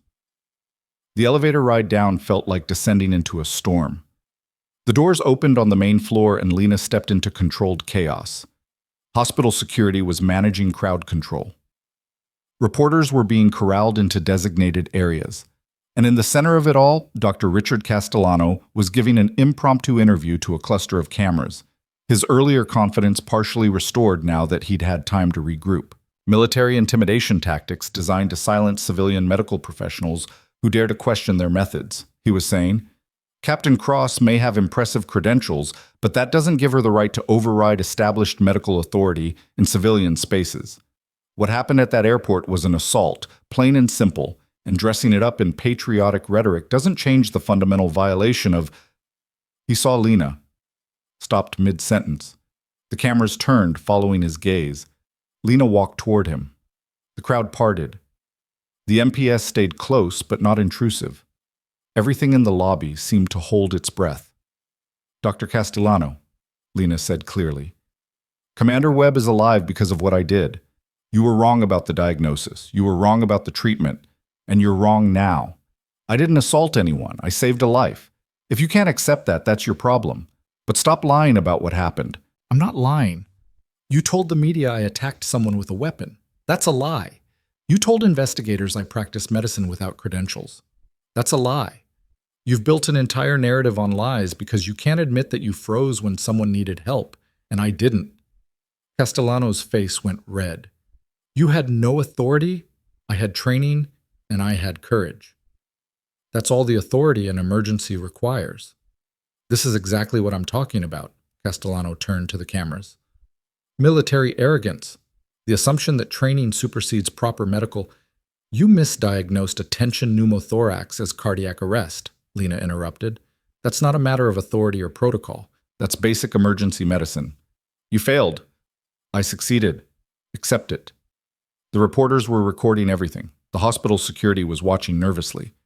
Pierce appeared from somewhere, moving to intercede, but Lena wasn't done.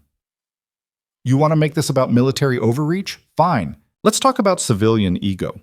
You couldn't handle being wrong in public, so you manufactured a narrative where you're the victim and I'm the villain. You filed false complaints, you gave inflammatory interviews, you put more energy into protecting your reputation than into understanding what actually saved your patient's life. I have 28 years, and I have 8 years of keeping people alive in conditions that would break most physicians. Experience doesn't matter if it's wrong experience. I'd rather have 1 year of being right than 28 years of being confidently incompetent." The lobby went silent. Someone in the crowd, one of the protesters maybe, or a reporter who'd abandoned objectivity, started clapping. Others joined. Not everyone, but enough that the sound built into something that felt like vindication. Castellano stared at Lena, his mouth working around words he couldn't quite form. Then he turned and walked out of the hospital, cameras following him, the whole disaster of his day captured in his hunched shoulders and rapid exit. Pierce reached Lena's side. "That was not subtle." "I'm done being subtle," Lena said. 3 years of subtle didn't work. Maybe direct will. Direct means you're now the face of this story. Direct means every news outlet in the country wants an interview. Direct means... Pierce's phone buzzed. He looked at it, his expression changing. Direct means the state medical board just dismissed all complaints against you and issued a formal statement supporting your actions. That's good. It's good. And it's terrifying because it means this story has momentum now, and momentum doesn't stop just because you want it to. He showed her his phone. The screen displayed a news headline. "Navy Captain Destroys Doctor's Lies in Hospital Confrontation." Below it, a video still of Lena facing down Castellano, her uniform crisp, her expression calm, the visual contrast between military precision and civilian panic already becoming the image that would define the story. "Welcome back to being visible," Pierce said quietly. "Hope you remember how to handle it." Lena looked at the screen, at her own face staring back at her in pixels and judgment. The woman in that image looked nothing like the person who'd been running for 3 years. She looked like a captain. She looked like someone who'd decided that being seen was better than being safe. She looked like someone who'd just declared war on everyone who'd tried to keep her silent. And somewhere in the building behind her, Marcus Webb was probably watching the same video and wondering if he'd done Lena a favor or a terrible disservice by recognizing her name at Gate 47. Reeves rejected the bait strategy in under 10 seconds. "Absolutely not. We don't use federal witnesses as lures for unidentified hostile actors. This isn't a tactical operation, Captain. This is protective custody and investigation." "Protective custody puts me in a box while whoever leaked those files continues operating with impunity," Lena countered. "They've already shown they can access Pentagon servers, manipulate civilian doctors, and coordinate attacks across multiple agencies. Hiding won't stop them. It just gives them time to refine their approach." Pierce was studying Lena with the expression he'd worn during mission briefings when someone proposed something dangerous and necessary. What are you suggesting? I testify tomorrow as scheduled. Full security detail, controlled environment, every precaution FBI recommends, but I testify. Because whoever orchestrated this wants me either silenced or discredited before I can go on record about what actually happened. They've invested significant resources into stopping tomorrow's testimony. Let's find out why. Morrison shook his head. The why is obvious. Your testimony contradicts the narrative they're building about military overreach. You're living proof that trained personnel can make civilian systems better rather than undermine them. That's Senator Hendricks' concern. This is bigger. Lena pulled out her phone, scrolled to the threatening text. This isn't political. This is personal. Someone wants me specifically destroyed. Someone who knew I was alive before Webb collapsed at that gate. The room went quiet as the implication settled. Sullivan spoke first.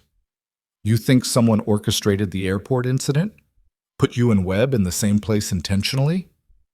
I think it's an unlikely coincidence that 3 years of successful invisibility ended the exact moment a former team member needed emergency medical intervention in my direct line of sight. Lena looked at Pierce. How many people knew I was on that flight? Officially, no one. You were traveling under your legal name on a civilian ticket. There's no reason anyone would flag it. But Pierce's expression suggested he was reconsidering that assumption. Reeves was already pulling up flight manifests on her tablet. Captain Cross was booked on Flight 847 to Denver. Commander Webb was on Flight 912 to Virginia. Different airlines, different gates, different destinations. Their paths shouldn't have intersected except Webb's flight was delayed 2 hours for maintenance, Sullivan finished. He was reassigned to Gate 47 during the delay. Gate 47 was adjacent to Flight 847's gate. Still coincidence, Morrison said, but he sounded uncertain. Coincidence multiplied by manipulation equals operation, Lena said.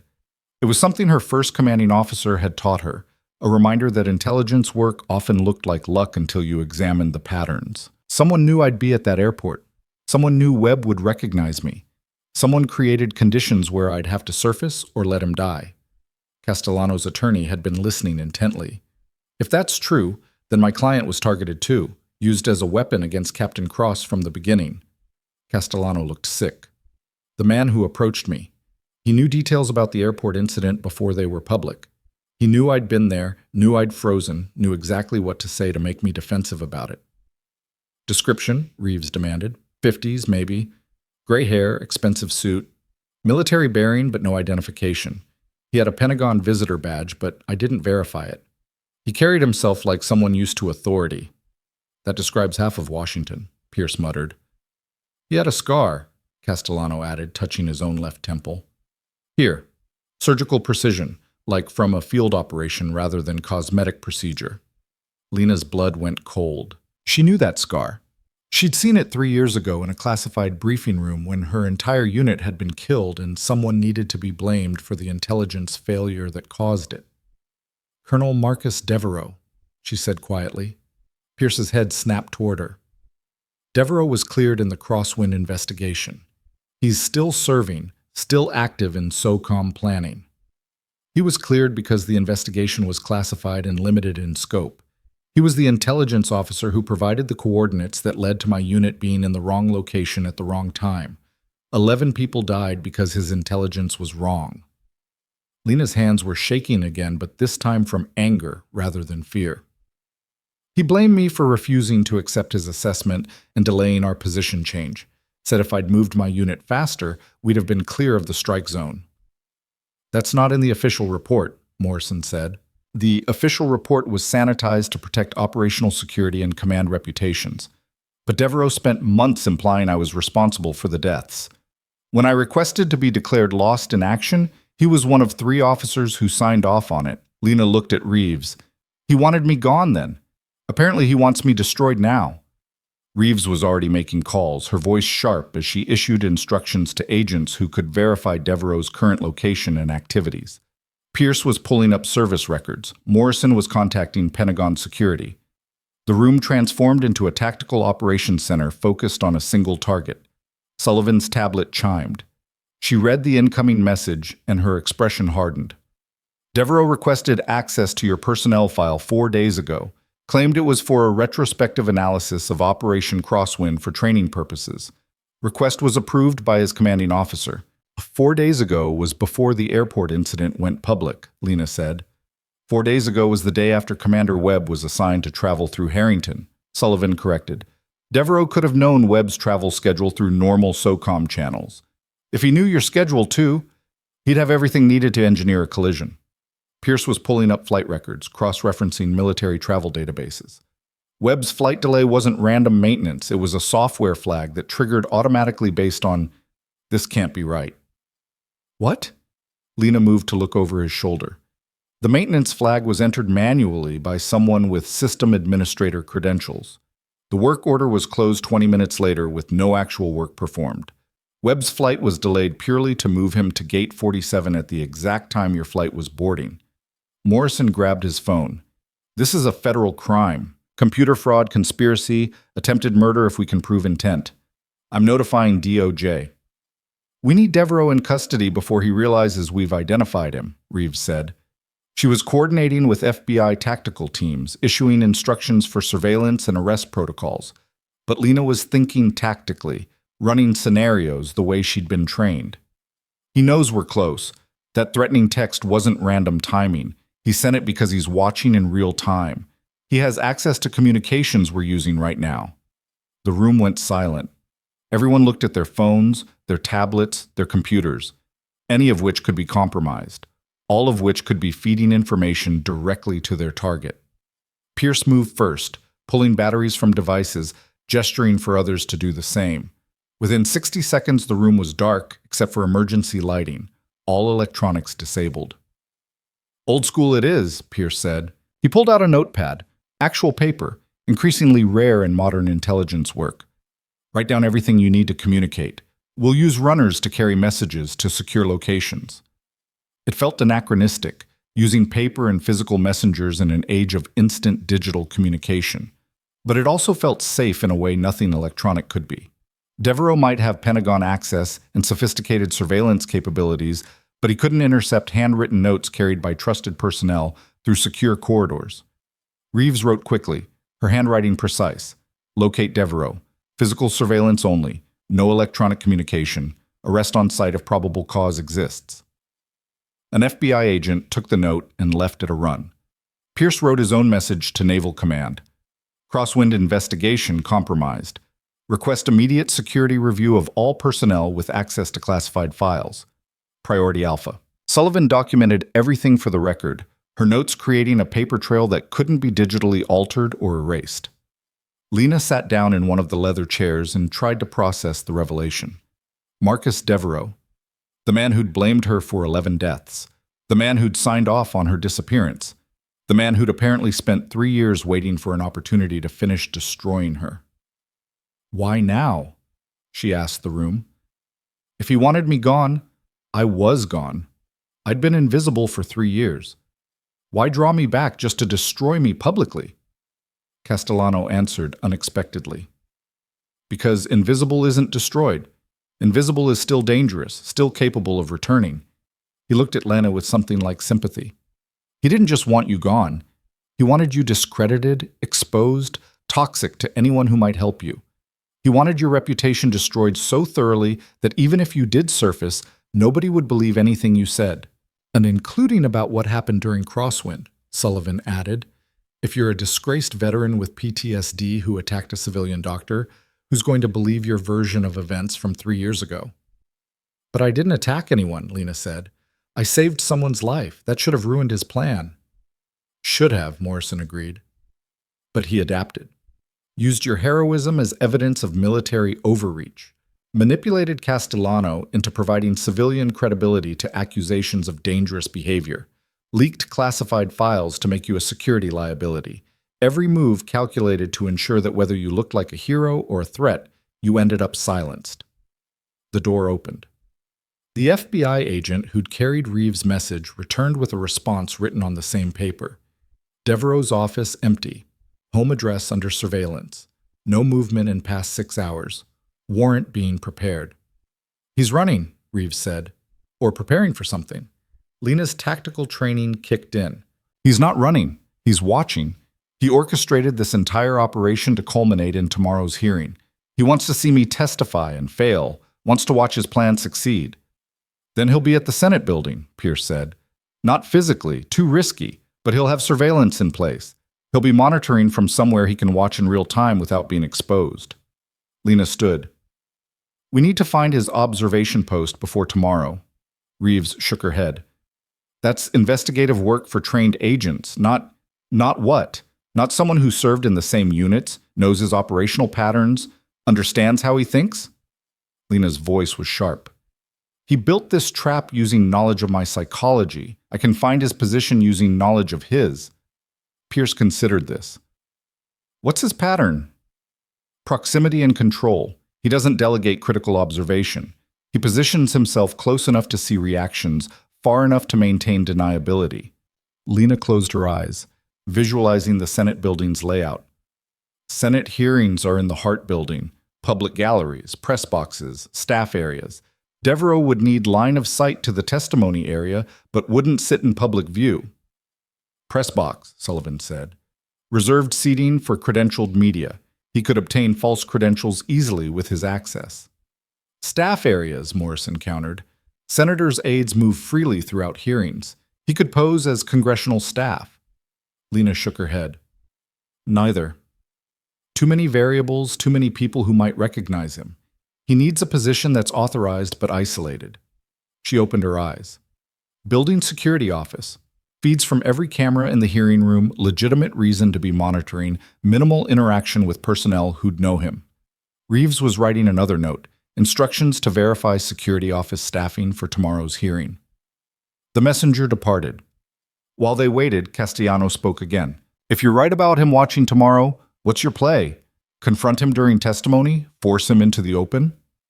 I testify truthfully about what happened at the airport and let the investigation handle Devereaux, Lena said. Confronting him accomplishes nothing. Convicting him does. Except he's still trying to destroy you, Castellano pointed out. Even if FBI arrests him tomorrow, the damage is done. Your classified files are still leaked, Hendrick's legislation still moves forward, your reputation is still compromised. He was right. Lena could win the battle against Devereaux and still lose the war for her credibility and future. The messenger returned with another note. Security office staffing verified through official Senate channels. All personnel confirmed as legitimate. Reeves frowned.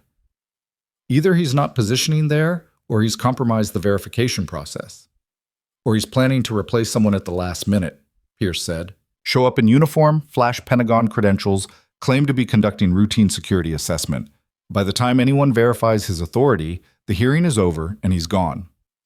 We could deny him access, Morrison suggested. And alert him that we're onto his position, Lena countered. Better to let him think he's secure. Monitor him while he monitors the hearing. Catch him with evidence of his surveillance and conspiracy. Reeves was skeptical. That requires perfect coordination. One mistake and he disappears before we can apprehend him. Then we don't make mistakes. Lena looked at each of them in turn. He spent months planning my destruction. We have 12 hours to counter it. I'll take those odds. They worked through the night, developing their own operation. FBI agents positioned near the Senate building's security office. Military police coordinating with building security. Morrison arranging for real-time monitoring of Devereaux's communications if he tried to contact anyone during the hearing. Pierce preparing documentation of every illegal access, every manipulated record, every element of the conspiracy.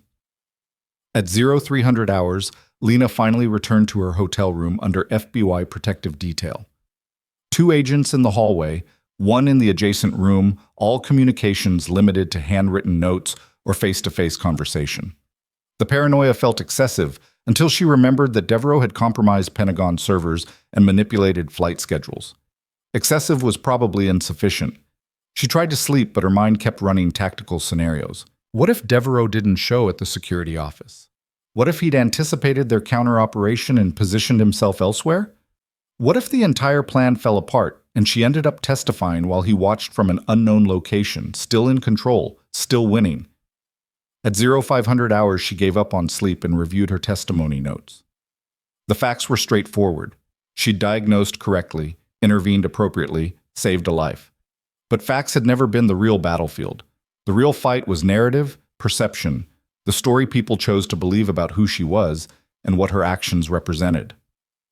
Her phone, battery removed, screen dark, sat on the nightstand like an artifact from a simpler time when communication didn't equal vulnerability. She thought about the text Devereaux had sent. "You should have stayed dead." The certainty in those words, the entitlement, the assumption that he had the authority to determine who existed and who didn't. She'd been dead for 3 years because she'd chosen it. She was alive again because Marcus Webb had recognized her, and she'd chosen to stop running. Devereaux didn't get to make that choice for her. Not anymore. At 0600 hours, Pierce arrived with coffee and a handwritten update. Devereaux spotted entering Pentagon at 0530, logged in using legitimate credentials, currently accessing Senate hearing schedules and building security protocols, FBI monitoring all activity. Lena read the note twice. "He's not hiding, he's operating openly." "Because he doesn't think we've identified him," Pierce said quietly, conscious of the agents who might overhear. "He believes his operation is still secure, that we're focused on unknown threats rather than specific suspects." "Then we maintain that assumption until he's in custody." The morning progressed with the surreal quality of preparing for battle while pretending everything was normal. Lena dressed in her service uniform, each ribbon and medal positioned according to regulations that felt increasingly irrelevant compared to the operation unfolding around her. FBI agents maintained their protective positions while appearing to be standard security. Pierce coordinated with multiple agencies using handwritten notes and trusted messengers. Morrison prepared legal documents that would formalize charges against Devereaux once evidence was sufficient. At 0900 hours, they received confirmation. Devereaux had checked in at the Senate Building Security Office, presenting Pentagon credentials and authorization to observe the hearing for operational assessment purposes. He was in position, watching, waiting for Lena's testimony to begin and his victory to unfold. The hearing room filled with senators, staff, press, observers. Lena took her position at the witness table, Pierce and Sullivan flanking her as counsel. Admiral Huang appeared again via video link, her presence a reminder of institutional support. Dr. Martinez sat in the gallery with other medical professionals who'd volunteered to provide expert testimony if needed. Senator Hendricks called the session to order. "We're resuming our examination of military medical personnel operating in civilian spaces, specifically the incident involving Captain Cross and Dr. Castellano. Captain Cross, you remain under oath from yesterday's testimony." "Understood, Senator." "Before we continue, I want to address the troubling security breach regarding your classified service record. The FBI has briefed me on ongoing investigations. I want to be clear that this committee does not condone illegal access to personnel files and will cooperate fully with federal law enforcement." It was a prepared statement, carefully worded to sound supportive while maintaining her legislative agenda. Lena nodded acknowledgement. "That said," Hendricks continued, "the breach raises important questions about operational security and whether military personnel with sensitive backgrounds should operate in civilian spaces without proper oversight. Captain Cross, you testified yesterday that you lost 11 unit members to friendly fire. Can you elaborate on your role in that incident?" Pierce placed a hand on Lena's arm, a signal to proceed carefully. She understood. This was the trap within the trap. Answer too completely, and she'd reveal classified information. Answer insufficiently, and she'd appear evasive or culpable. "Senator, I was commanding officer of a forward medical unit during Operation Crosswind. We were positioned based on intelligence provided by Operational Command. That intelligence proved incorrect. An Allied airstrike targeted the coordinates we'd been assigned, resulting in 11 casualties from my unit. I survived because I was treating casualties from a separate incident approximately 50 meters from our primary position." "Were you blamed for those deaths?" "The investigation concluded that intelligence failures, not medical unit positioning, caused the incident. I was cleared of any wrongdoing." "But you requested discharge immediately afterward. Why?" Lena chose her words carefully. "I lost 11 people I'd served with for 2 years. People I'd trained, deployed with, trusted with my life. Their deaths, however unpreventable, affected my ability to continue serving effectively. I requested administrative separation to address that." "By being declared dead?" by being granted privacy to grieve and recover without ongoing operational obligations. Lena met Hendrick's eyes. Senator, I understand you're concerned about oversight and accountability. Those are valid concerns. But my request for separation wasn't an attempt to hide wrongdoing. It was a request to stop being Captain Cross long enough to remember how to be Lena Cross. The Navy granted that request. I'm grateful they did. Hendricks opened her mouth to respond, but Senator Bradley interrupted. Senator Hendricks, I have new information relevant to this hearing. May I? Hendricks looked annoyed but nodded. Bradley held up a document. I've just received a briefing from FBI Director Chen regarding the security breach involving Captain Cross's files. The investigation has identified a suspect, Colonel Marcus Devereaux, currently assigned to SOCOM planning. Colonel Devereaux was the intelligence officer responsible for the coordinates that led to the friendly fire incident Captain Cross described. The room erupted, reporters scrambling for details, senators conferring urgently. Lena maintained neutral expression while her heart hammered. This wasn't the plan. Bradley wasn't supposed to reveal Devereaux's identity publicly until after his arrest. Bradley wasn't finished. Furthermore, evidence suggests Colonel Devereaux orchestrated the airport incident, manipulated Dr. Castellano, leaked classified files, and conducted a coordinated campaign to discredit Captain Cross in retaliation for her survival of an incident he was partly responsible for. Hendricks stood. Senator Bradley, these are serious allegations. Do you have substantiation? I have an FBI briefing document provided 30 minutes ago. Bradley distributed copies to other committee members. I also have testimony from Dr. Castellano, who has identified Colonel Devereaux as the individual who manipulated him into filing false complaints against Captain Cross. Castellano stood in the gallery. Senator, I was approached by a man matching Colonel Devereaux's description. He provided me with partial classified information and encouraged me to use it against Captain Cross. I didn't understand I was being used as part of a larger operation until yesterday. The hearing dissolved into chaos. Hendricks was demanding order. Other senators were reading the FBI briefing with expressions ranging from shock to anger. Press was filing reports in real time, and somewhere in the building's security office, Devereaux was watching his operation collapse in real time. Reeves appeared at the hearing room door, FBI agents flanking her. She made eye contact with Lena and nodded once, the signal they'd agreed on. Devereaux had been apprehended attempting to flee the security office when Bradley revealed his identity. He was in custody, his surveillance equipment seized as evidence, his conspiracy now a matter of public record. Pierce leaned close to Lena. You knew Bradley would reveal it publicly. I suggested it might be strategically advantageous to expose Devereaux before he could spin the narrative. Lena kept her voice low. He wanted a public stage for my destruction. Seemed appropriate he get a public stage for his arrest. Senator Hendricks finally restored order. This hearing is suspended pending review of these new allegations. Captain Cross, you're excused from testimony. The committee will reconvene once we've received complete briefings from federal law enforcement. It was over. Not with dramatic confrontation or climactic revelation, but with bureaucratic suspension and investigative protocols. Lena stood, accepted salutes from military personnel in attendance, ignored questions shouted by press, and walked out of the hearing room with FBI protection and Pentagon legal counsel. They took her to a secure conference room where Admiral Huang waited in person this time, having flown in overnight. Captain Cross, well done. I didn't do anything except testify truthfully. You survived a coordinated attack by a superior officer with significant resources and institutional access. That's not nothing. Huang gestured to a chair. Sit. We need to discuss your future. Lena sat. Pierce and Sullivan remained standing, protective positions flanking her chair. Colonel Devereaux is in federal custody, Huang said. He's being charged with computer fraud, conspiracy, obstruction of justice, and approximately 15 other federal crimes. His access to classified systems has been revoked. His clearance is suspended. His career is over. Good, Lena said simply. The investigation into Operation Crosswind is being reopened with full transparency this time. The intelligence failures that led to the friendly fire incident will be examined properly. If there was culpability that wasn't addressed 3 years ago, it will be addressed now. Will that bring back 11 people? No, but it might prevent 11 more from dying due to similar failures. Huang's voice was gentle but firm. You requested to be declared dead to avoid this.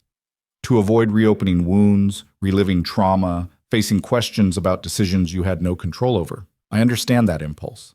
But Captain Cross, you're not dead anymore. You're very publicly alive. The question is what you do with that. Lena thought about Marcus Webb recovering in a hospital, about Dr. Martinez defending medical competence over ego, about Castellano finding enough courage to admit he'd been manipulated, about Admiral Huang flying overnight to have this conversation in person rather than delegating it to subordinates. I want my nursing licenses restored without conditions, Lena said. I want the military to issue a formal statement clearing me of any wrongdoing related to Operation Crosswind. I want Devereaux prosecuted to the fullest extent, and then I want to disappear again, not legally, not officially, just quietly. Go to Denver or somewhere else and work as a nurse without being Captain Cross the viral hero or Captain Cross the controversial veteran. That's reasonable, Huang said, except for the disappearing part. You're going to be recognized everywhere you go for the foreseeable future. You're the woman who saved a Navy SEAL with wine bottles. That story has legs. Stories fade. Some do. Some become legend. Huang stood. You have options, Captain. You could return to active duty. We'd welcome you back with appropriate honors and assignments. You could work as a civilian contractor providing training to military medical units. You could consult on emergency response protocols. Or you could disappear into civilian nursing and hope people eventually forget. It's your choice. I choose the last one. Huang smiled slightly. I thought you might. The paperwork for your honorable discharge and license restoration is already being processed. You'll be officially separated from military service within 72 hours. Your record will reflect 8 years of exemplary service, including multiple commendations for valor and medical expertise. No mention of the administrative separation or legal death status. Clean slate. As clean as we can make it. Huang extended her hand. Thank you for your service, Captain Cross. Both official and unofficial. Both before and after your death.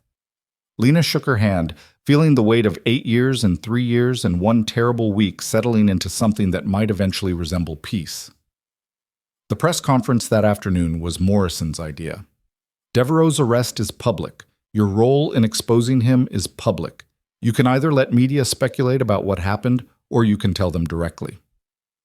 So Lena stood at a podium in a Pentagon briefing room, cameras recording, reporters waiting, and delivered a statement Pierce's legal team had reviewed for security concerns and Sullivan had edited for clarity.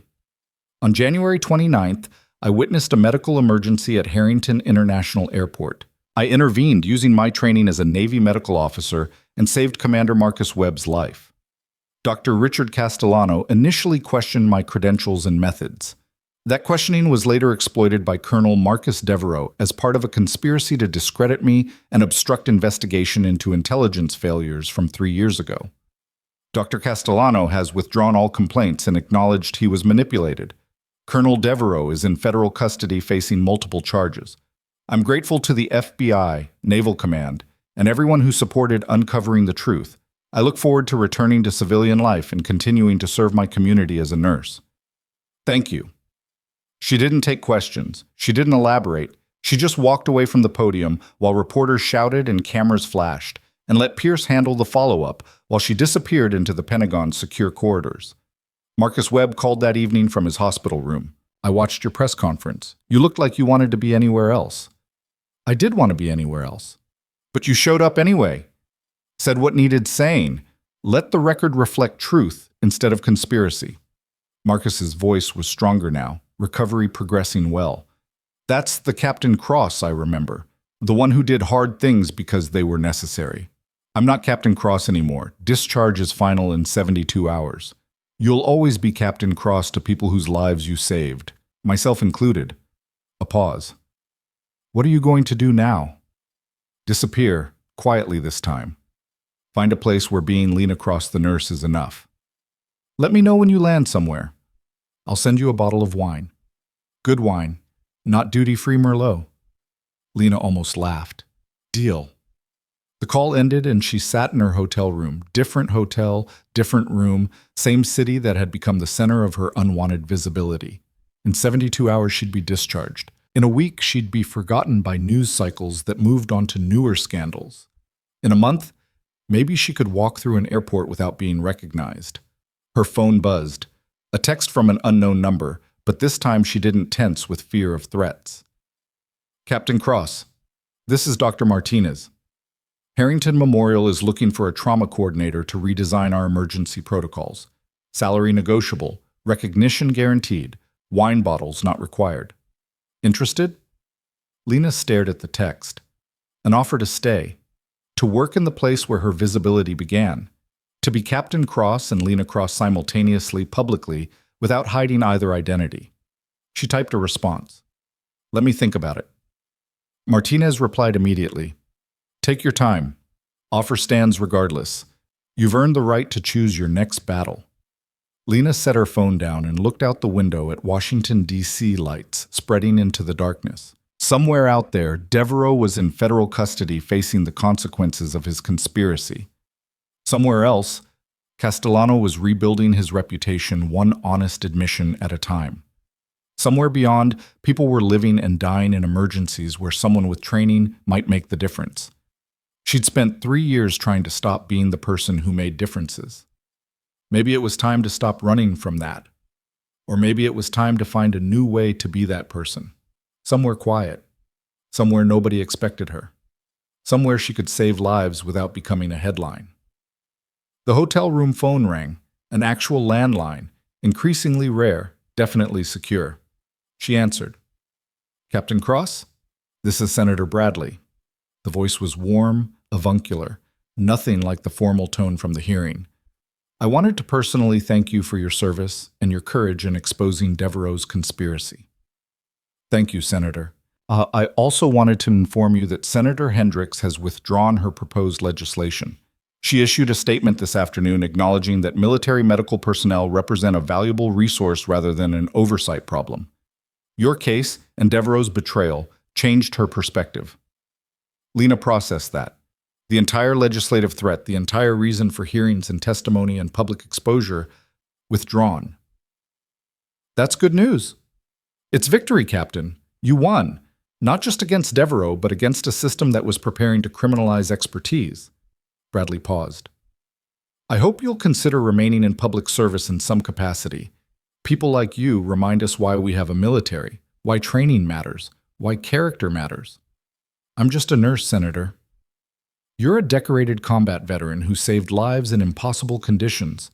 That's not just anything. Another pause. Whatever you decide to do next, know that you have allies in Washington. Use them if you need them. The call ended, and Lena sat in silence, trying to comprehend the scale of what had shifted. Devereaux arrested, Hendricks' legislation withdrawn, her record cleared, her licenses being restored, her choice about what happened next genuinely hers rather than dictated by people who thought they knew better.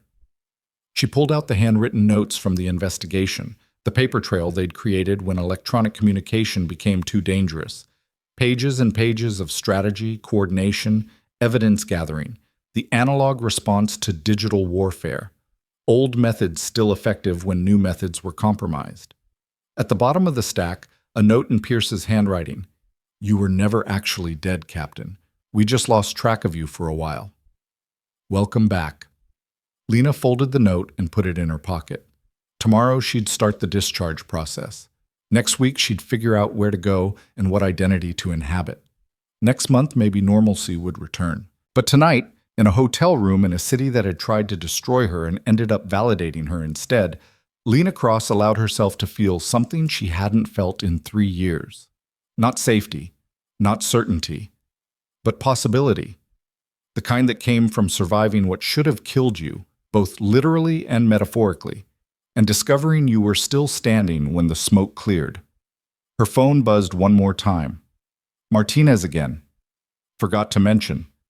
Position comes with full benefits, professional autonomy, and a promise that nobody will ever tell you to step back when you know better. Think about it. Lena read the message 3 times, parsing the subtext. An offer of respect, recognition. Space to be competent without apology or permission. She typed, "I'll think about it seriously this time." Martinez, "Good enough. Get some sleep, Captain. Tomorrow you get to decide who you want to be." And for the first time since Marcus Webb had whispered her name at Gate 47, Lena thought that decision might actually be hers to make. The decision wasn't actually hers to make for another 72 hours. The discharge paperwork moved through military bureaucracy with the speed of continental drift, each signature and approval adding hours to a process that felt interminable. Lena spent those 3 days in a secured Pentagon guest quarters that felt more like luxury detention than hospitality, watching news coverage of Devereaux's arraignment and the systematic dismantling of his conspiracy. The arraignment was public. Federal prosecutors presented evidence in meticulous detail, computer logs showing unauthorized access to classified systems, communications with Dr. Castellano under false pretenses, the manipulated flight delay that positioned Marcus Webb at Gate 47. Each piece of evidence another nail in a coffin, Devereaux had essentially built himself through arrogance and certainty that his intelligence background made him untouchable. He wasn't untouchable. He was facing 40 years in federal prison and the complete annihilation of a military career that had once included commendations for planning complex operations. Now his most complex operation was explaining to a federal judge why conspiracy to destroy a whistleblower's credibility shouldn't result in maximum sentencing. Pierce visited on the second day with updates delivered in person rather than through electronic channels they still didn't entirely trust. Devereaux's attorney is negotiating a plea. Full disclosure of everyone involved in exchange for reduced sentencing. "Is there anyone else involved?" Lena asked. 2 junior analysts he recruited to help with the file access. They're cooperating fully, claiming they thought it was a legitimate security review. Pierce sat down across from her. The rest was all Devereaux. He orchestrated everything personally because he couldn't delegate the satisfaction of watching you destroyed. Ego and revenge. Military tactics applied to personal vendettas. Unfortunately common, usually less elaborate. Pierce pulled out a folder. Actual paper again, the new normal for sensitive information. "Your discharge is processing. Should be finalized by tomorrow afternoon. Admiral Huang wants to conduct the ceremony personally, if you'll accept." Ceremony seems excessive for someone who's been legally dead for 3 years. Ceremony is appropriate for someone whose service record includes 3 Bronze Stars, 2 Purple Hearts, and personal responsibility for keeping 47 service members alive under combat conditions. Pierce's voice was firm. "You've earned recognition, Captain. Don't minimize that because Devereaux tried to weaponize your humility." Lena took the folder. Inside were the official documents, honorable discharge, service record summary, copies of commendations she'd forgotten existed. There was also a handwritten note from Admiral Huang. "You served with distinction. You deserve to leave with dignity. Ceremony is at 1400 tomorrow. Please attend." "Fine," Lena said. "I'll attend, but I'm not giving a speech." "Nobody's asking you to speak. Just stand there and let the institution acknowledge what you contributed before it lets you go." The ceremony the next afternoon was small by Pentagon standards. A conference room rather than an auditorium. 50 people rather than hundreds. Admiral Huang in full dress uniform. Pierce and Sullivan as official witnesses. Marcus Webb in a wheelchair with his chest still bandaged, refusing to miss this despite doctor's orders. Dr. Martinez representing civilian medical professionals who'd supported Lena's vindication. Senator Bradley as congressional oversight. And in the back row, surprisingly, Dr. Richard Castellano.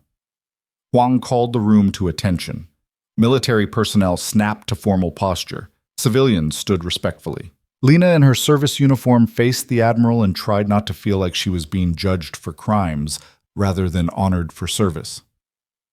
"Captain Lena Marie Cross," Huang began, her voice carrying formal authority that filled the room. "You enlisted in the United States Navy 8 years ago with the intention of serving as a medical professional in support of our nation's defense. Your service exceeded every expectation. You deployed to 3 combat zones. You commanded a forward medical unit during classified operations. You personally saved the lives of 47 service members who would have died without your intervention." The room was silent except for Huang's voice and the almost inaudible whir of recording equipment documenting the ceremony for official records. 3 years ago, you experienced a traumatic loss when 11 members of your unit were killed due to intelligence failures beyond your control. In the aftermath, you requested administrative separation from active duty. That request was granted under conditions that provided you privacy to grieve and recover. Today, we formalize your return from that separation and your transition to veteran status. Huang picked up a metal case from the table beside her. Before we process your discharge, it is my honor to present you with the Navy and Marine Corps Medal for heroism involving the risk of life under circumstances not involving conflict with an enemy. This award recognizes your actions on January 29th of this year, when you saved the life of Commander Marcus Webb using emergency medical procedures performed under austere conditions with improvised equipment. She pinned the medal to Lena's uniform. The weight of it felt heavier than it should, like all the decisions and consequences of that day condensed into metal and ribbon. It is also my privilege, Huang continued, to present you with a formal commendation from the Secretary of the Navy, recognizing your 8 years of exemplary service and your extraordinary competence as a combat medical officer. Another document, another piece of paper confirming what Lena had spent 3 years trying to forget, that she'd been good at this, that her service had mattered, that the person she'd been before the friendly fire incident was worth remembering. Captain Cross, on behalf of the United States Navy and a grateful nation, thank you for your service. You are hereby honorably discharged from active duty, effective immediately. Dismissed. Lena saluted. Huang returned it. And just like that, 8 years of service ended with the formality and precision the military excelled at. The room erupted into applause. Marcus was crying openly, not bothering to hide tears that had nothing to do with physical pain. Martinez was filming on her phone, probably violating some protocol about recording formal military ceremonies, but nobody seemed inclined to stop her. Even Senator Bradley was clapping, his expression suggesting genuine respect rather than political performance. Huang shook Lena's hand. You're a veteran now, Ms. Cross. Not captain, not ghost, just a citizen who served and can be proud of it. Thank you, Admiral. Thank Martinez. She's the one who pushed for the public ceremony, said you deserved witnesses to your transition. Huang's voice dropped to something less formal. She also mentioned a job offer. I hope you'll consider it. Harrington Memorial would be fortunate to have you.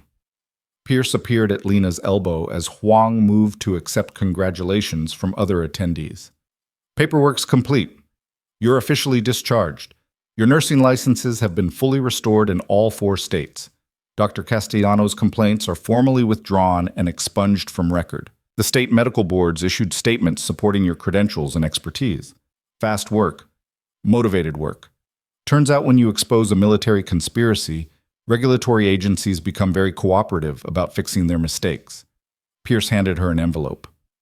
This is from Naval Personnel Command. Your final pay, accrued leave compensation, and contact information for veteran services if you need them. Lena took the envelope, felt the weight of it, the finality. This was what ending looked like. Paperwork and ceremony, and a room full of people acknowledging what she'd done before letting her walk away. Marcus wheeled himself over, moving slowly but deliberately. Permission to speak freely, former captain. Always had permission, Commander. That was beautiful, and I'm glad they did it properly, but I'm also really glad it's over so we can talk like humans instead of rank structures. He looked up at her, his face still too pale but his eyes clear. I owe you my life twice now. I don't know how to repay that. Live well. Do good work. Don't collapse in airports. Lena's voice was light, but her throat was tight. I'm serious. You saved me in Basra. You saved me in Harrington. Both times you used skills you'd earned through service I can't even discuss publicly. Both times you risked yourself for me.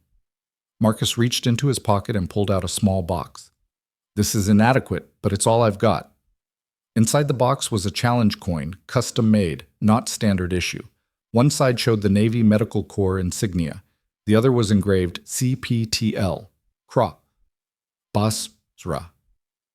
2021, Harrington, 2026. Some lives are worth saving twice. Lena's vision blurred. She took the coin, felt the metal warm from Marcus's pocket, the weight of memory and gratitude pressed into physical form. I had 10 made, Marcus said quietly. Gave 9 to members of the team you pulled out of Basra. This one's mine, except now it's yours. Seemed appropriate. Marcus, don't argue, just take it, carry it. Remember that what you do matters, even when people try to convince you it doesn't. He wheeled backward slightly, giving her space. And if you take Martinez's offer, I'm transferring my medical care to Harrington just so I can annoy you during recovery. You're already recovered enough to be annoying. Exactly. Imagine how insufferable I'll be at full strength. Dr. Martinez approached as Marcus wheeled away to talk with Admiral Huang. Miss Cross, or do you prefer Captain? Lena is fine. I'm not Captain anymore. You'll always be Captain to people who respect what that title meant. Martinez gestured toward the exit. Can we talk privately? They walked to a small conference room down the hall, away from the ceremony's controlled chaos. Martinez closed the door and turned to face Lena with an expression that was all business. The job offer is real. Trauma coordinator at Harrington Memorial. Salary starts at $180, full benefits, signing bonus negotiable. Your responsibilities would include redesigning our emergency protocols, training staff on advanced trauma response, and serving as senior consultant for complex cases. That's generous. That's market rate for someone with your qualifications. I'm not doing you a favor, Lena. I'm hiring the best trauma specialist available. Martinez pulled out her phone, showed Lena something on the screen.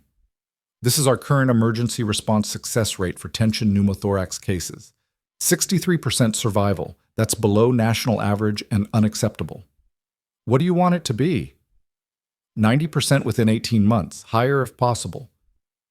I want protocols so good that what you did at the airport becomes standard response rather than heroic exception. Martinez's eyes were intense.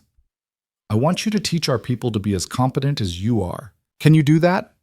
Lena studied the statistics, the gaps in protocol, the opportunities for improvement. Her mind automatically started cataloging changes, training programs, equipment updates, simulation scenarios. The work was familiar, the challenge appealing, the impact measurable. I can do that, she said. Then you're hired. Start date flexible, relocation assistance provided, office space with actual windows instead of basement fluorescents. Martinez extended her hand. Welcome to Harrington Memorial, Ms. Cross. Try not to save too many lives in the parking lot before your official start date. They shook on it. A job. A purpose. A place where being competent wasn't threatening and expertise wasn't suspicious. Where Captain Cross could become Lena Cross without erasing everything the former identity had learned. The ceremony concluded with informal conversations and congratulations that felt genuine rather than obligatory. Pierce confirmed that Devereaux's plea agreement was finalized. 20 years in federal prison, cooperation with ongoing investigation into intelligence failures that led to the Crosswind incident, public acknowledgement of his conspiracy against Lena. Castellano approached hesitantly, his body language suggesting he'd rather be anywhere else but his presence suggesting he felt obligated to speak. Ms. Cross, I wanted to apologize in person, not through attorneys or official statements, just directly. He looked older than he had at the airport, the confidence stripped away to reveal ordinary uncertainty. I was wrong about what happened at that gate. I was wrong to file complaints. I was wrong to accept Devereaux's manipulation without questioning his motives. I'm sorry. Lena considered him. The man who'd tried to stop her from saving Marcus, who'd filed false allegations, who'd given interviews painting her as dangerous, but also the man who'd found enough integrity to withdraw everything when he realized he'd been weaponized. You were used, she said. Devereaux identified your ego and exploited it. That's what intelligence officers do. Find vulnerabilities and apply pressure until people break in useful directions. That doesn't excuse my actions. No, but it explains them. And you chose to stop when you understood what was happening. That takes courage most people don't have. Lena paused. I accept your apology, Dr. Castellano. I hope you learned something from this. I learned that being first on scene doesn't make me right, that military training isn't overreach when it's used to save lives, that my pride nearly cost a good man his life and a good woman her reputation. Castellano's voice was quiet. I'm withdrawing from the airport medical response program. I don't trust my judgment anymore. Then you learned the wrong lesson. Your judgment was compromised by manipulation, not incompetent by nature. Don't stop serving because someone exploited your weaknesses. Get better at recognizing manipulation and keep helping people. Castellano looked startled, like he'd expected condemnation rather than encouragement. That's generous. That's practical. We need competent doctors willing to respond to emergencies. You're competent when you're not being deceived. Stay competent. Stop being deceivable. He nodded slowly, some weight lifting from his shoulders. Thank you. For that and for what you did at the airport. Commander Webb is alive because you knew better than I did. I'm trying to be grateful for that instead of resentful. Try harder. Gratitude suits you better than resentment. Castellano left looking lighter than he'd arrived, like confession and acceptance had released something he'd been carrying since the airport. Lena watched him go and felt something similar, the weight of his false accusations finally lifting now that he'd owned them, and walked away. Sullivan approached with final documentation. Everything's processed. Your discharge is official. Your security clearance is deactivated. Your access to military facilities is revoked except for authorized veteran visits. You're officially civilian. How does it feel? Pierce asked, joining them. Like taking off tactical gear after a long patrol. Relief and vulnerability in equal measure. Lena looked at the papers Sullivan had given her, proof of discharge, copies of her service record, contact information for veteran resources. I spent 3 years trying to not be Captain Cross. Now I'm officially not Captain Cross, and I'm not sure who I'm supposed to be instead. You're Lena Cross, trauma coordinator at Harrington Memorial Hospital, Martinez said, overhearing as she passed. Yika. You're the woman who saved a seal with wine bottles and exposed a conspiracy with courage. You're a veteran who served with distinction and a nurse who will make our emergency department the best in the region. That's who you're supposed to be. It sounded simple when Martinez said it like that, like identity could be chosen rather than assigned, like the person she became next didn't have to erase the person she'd been before. Admiral Huang called for attention one final time. Before everyone disperses, I have one more announcement. The investigation into Operation Crosswind has been completed with full transparency. Intelligence failures that led to the friendly fire incident have been identified and addressed. Personnel involved in those failures have been held accountable. And the official record now reflects that Captain Cross and her unit were victims of systematic intelligence negligence rather than contributors to their own casualties. The room went quiet.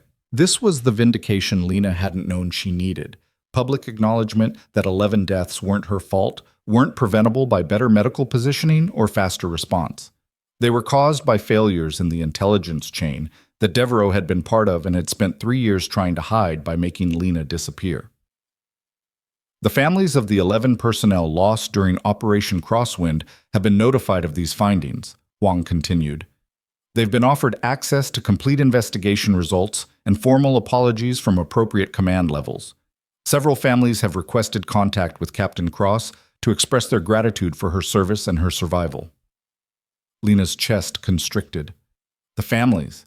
The people she'd been too afraid to face 3 years ago because facing them meant confronting her survival when their loved ones hadn't survived. Now they wanted to thank her. Contact information is available if you choose to respond, Huang said, looking directly at Lena. No obligation, no timeline. Just an option if you're ready. After the ceremony ended and the room cleared, Lena found herself alone with Pierce in the empty conference room. He was organizing paperwork with the methodical attention he applied to everything military. You don't have to contact those families, he said without looking up. Huang's right. No obligation. I know. But you're going to anyway. Probably. Eventually. When I figure out what to say to people whose loved ones died while I survived. Lena sat down in one of the empty chairs. How do I explain that I was 50 meters away treating other casualties when the strike hit? That I survived because I wasn't where I was supposed to be? You explain that battlefield medicine means being where casualties are, and casualties were everywhere that day. You explain that survival isn't a crime and their loved ones wouldn't want you carrying guilt for being alive. Pierce finally looked at her. You explain that you've spent 3 years punishing yourself for surviving, and maybe it's time to honor their memory by living well instead of hiding. When did you become a therapist? When I spent 3 years wondering if signing off on your disappearance was the right call, or if I'd enabled you to run from grief instead of processing it. Pierce's voice was quiet.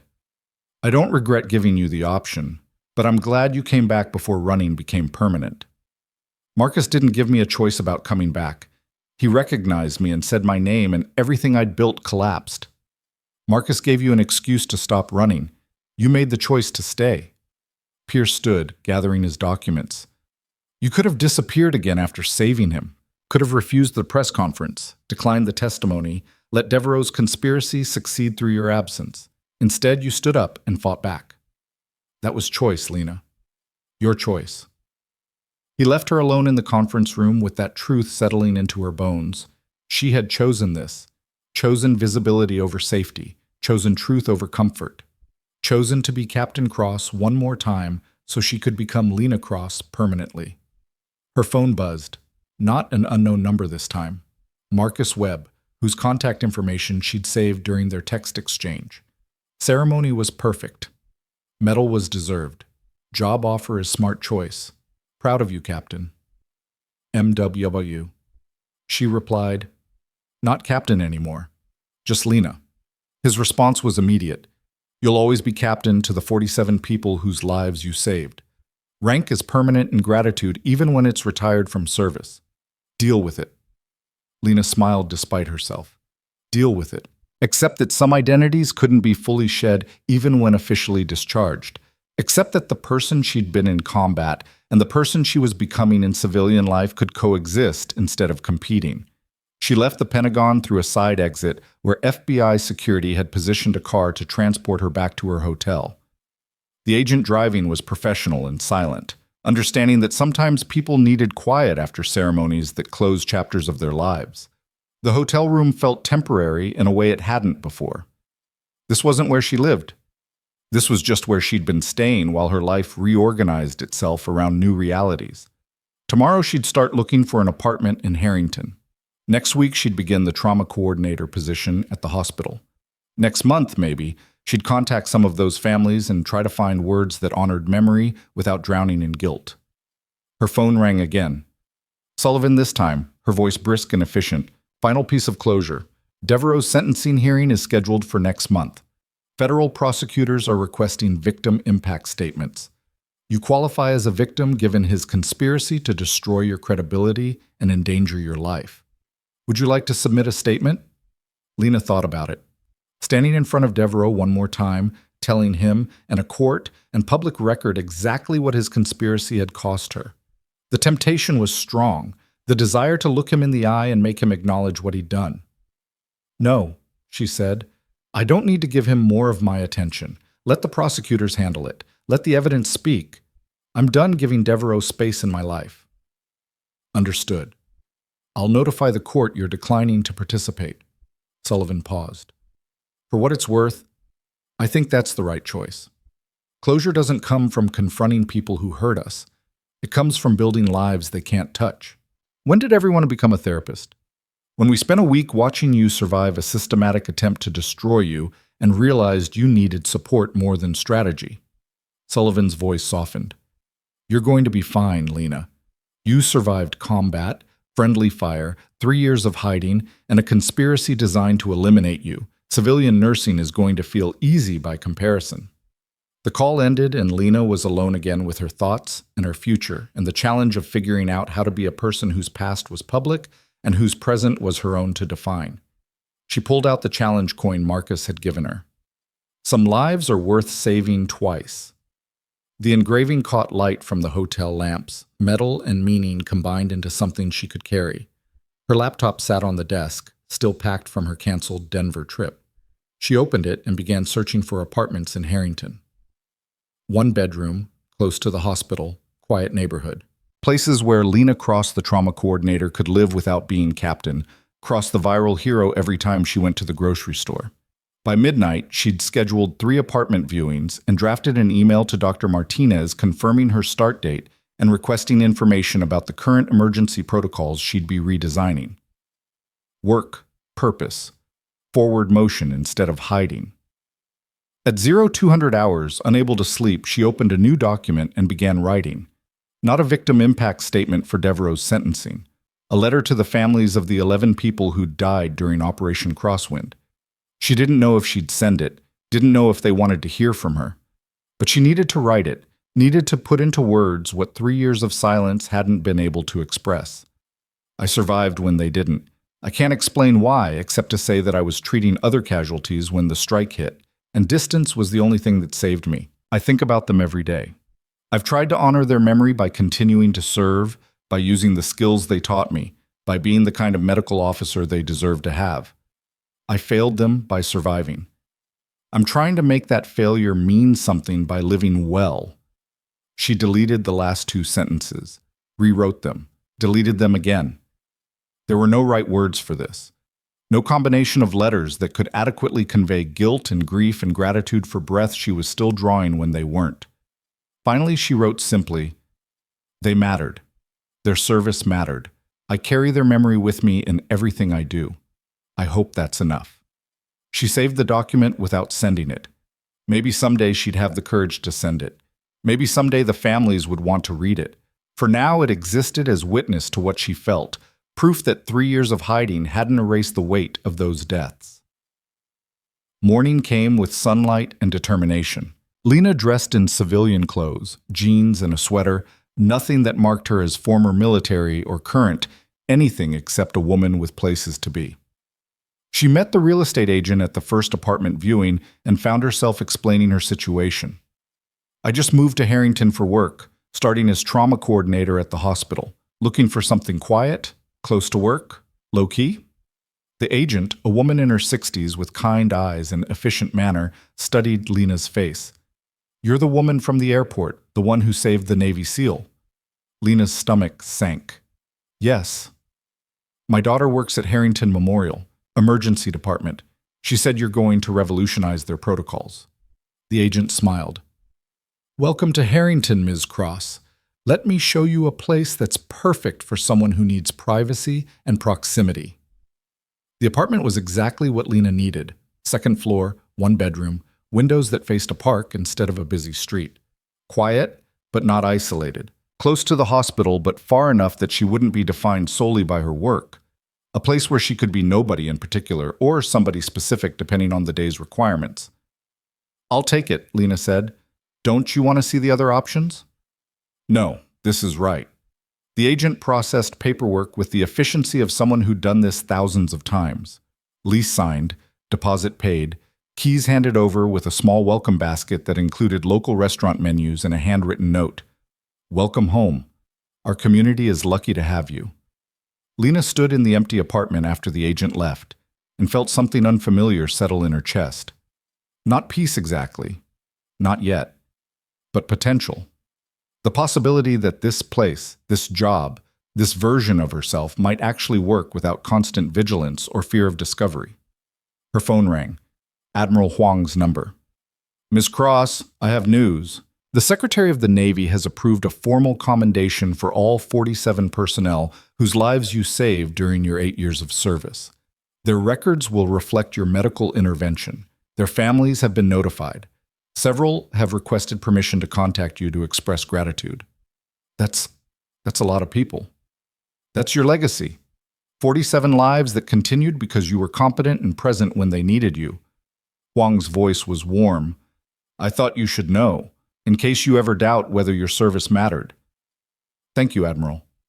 "Thank you, Captain, for everything you gave us, for everything you're going to give your community now." The call ended, and Lena sat on the floor of her empty apartment thinking about 47 lives.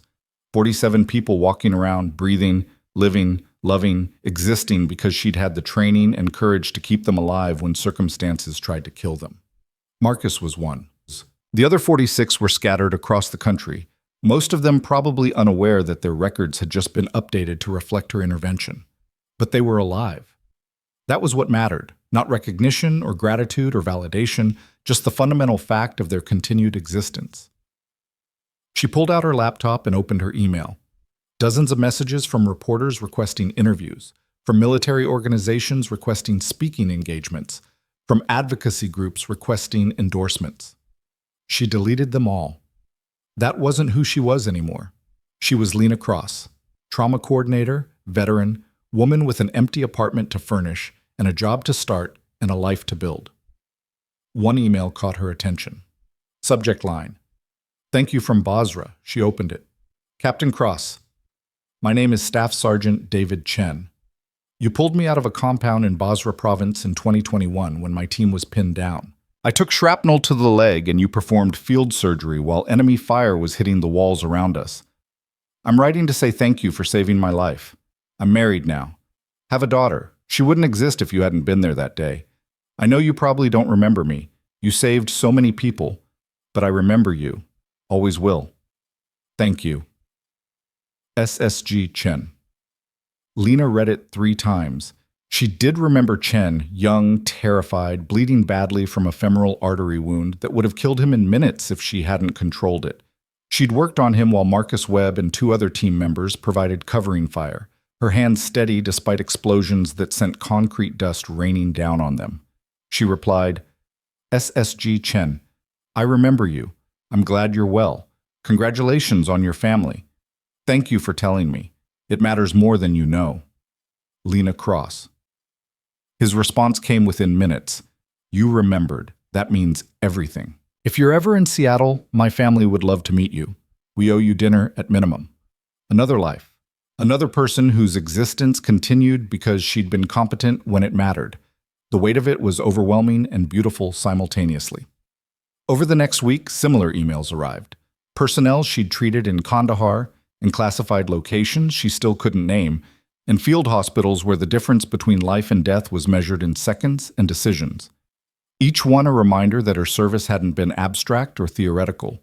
It had been concrete and specific and had resulted in people who were alive to send emails and raise families and live ordinary, extraordinary lives. She answered each one carefully, remembering details when she could, expressing genuine gratitude for their survival and their service. Building connections to a past she'd tried to escape but could maybe now integrate into a present that wasn't defined solely by trauma. Doctor. Martinez called the day before Lena's official start date. "I'm sending you our current emergency protocols. They're bad, really bad. I want you to see them before you walk into the department so you're prepared for how much work needs to be done." The protocols were indeed bad. Outdated procedures, insufficient equipment lists, response times that were far too slow for critical cases. Lena spent the evening redesigning them, pulling from her military training and adapting it for civilian hospital conditions. By midnight, she had a complete overhaul ready. New triage procedures, updated equipment requirements, training programs that would bring Harrington Memorial's emergency response into alignment with best practices. She sent the draft to Martinez with a note. "This is ambitious but achievable. 18 months to 90% survival rate on tension pneumothorax cases. Higher on other trauma categories. We'll need budget approval for equipment upgrades and staff training time." Martinez replied immediately despite the late hour. "Budget approved. Start whenever you're ready. This is exactly what we needed." Her first day as trauma coordinator began with a staff meeting where 50 emergency department personnel gathered to meet the woman who'd become famous for saving a life with wine bottles. Lena stood in front of them in professional clothes, no uniform, no medals, nothing that marked her as former military except the bearing she couldn't entirely suppress, and introduced herself. "I'm Lena Cross. I'm here to improve our emergency trauma protocols so that what I did at the airport becomes impossible to need because our standard response is already that good. I'm not here to criticize existing procedures or blame anyone for current success rates. I'm here to make us better." She outlined her redesign plans. New triage systems, enhanced training programs, equipment upgrades that would give them capability comparable to military field hospitals. The staff listened with expressions ranging from skeptical to intrigued to openly enthusiastic. A young resident raised his hand. "Ms. Cross, is it true you performed emergency surgery under enemy fire?" "It's true I provided emergency medical care in combat conditions. The specifics are classified. What matters is that the techniques I learned there can be adapted to civilian emergency medicine to save more lives here." Lena met his eyes. "You don't need combat experience to be excellent at trauma response. You need training, equipment, and commitment to getting better every day. That's what we're going to build." The meeting continued for 2 hours, questions and pushback, and genuine engagement with the challenge of transforming their department into something exceptional. By the end, Lena had buy-in from most of the staff and plans to win over the skeptics through results rather than rhetoric. Dr. Martinez pulled her aside afterward. That was perfect. Confident without being arrogant. Military expertise without military superiority. You're going to be great at this. I'm going to try. You're going to succeed. I hired you because you're the best. Now go prove me right. The weeks that followed established new rhythms. Morning protocol reviews, afternoon training sessions where Lena taught emergency department staff the techniques that had kept people alive in austere conditions. Evening documentation of progress and planning for next phases. It was exhausting and fulfilling in ways running had never been. Marcus Webb was released from hospital care and immediately transferred his follow-up appointments to Harrington Memorial as threatened. He showed up to Lena's office between appointments just to be annoying. "You look tired," he observed during one visit. "I'm redesigning an entire emergency department's protocols while training staff who've been doing things the same way for decades." Tired is baseline. "You look happy tired instead of running tired. There's a difference." He was right. This was the exhaustion that came from building something rather than fleeing something, from using her skills visibly instead of hiding them, from being Lena Cross the trauma coordinator instead of nobody in particular hoping to stay invisible. "How's physical therapy?" she asked, changing the subject. "Painful and progress-oriented. Doctor says another 6 weeks until I'm cleared for full duty." Marcus leaned back in his chair. "I'm thinking about requesting assignment to a training position instead of operational deployment, teaching instead of doing. That's a significant change. Getting killed twice teaches you that maybe you've used up your allocation of luck. Maybe it's time to pass knowledge to people who still have full luck accounts." He smiled. "Besides, someone recently taught me that expertise matters more when it's shared instead of hoarded." "I never said that." "You demonstrated it."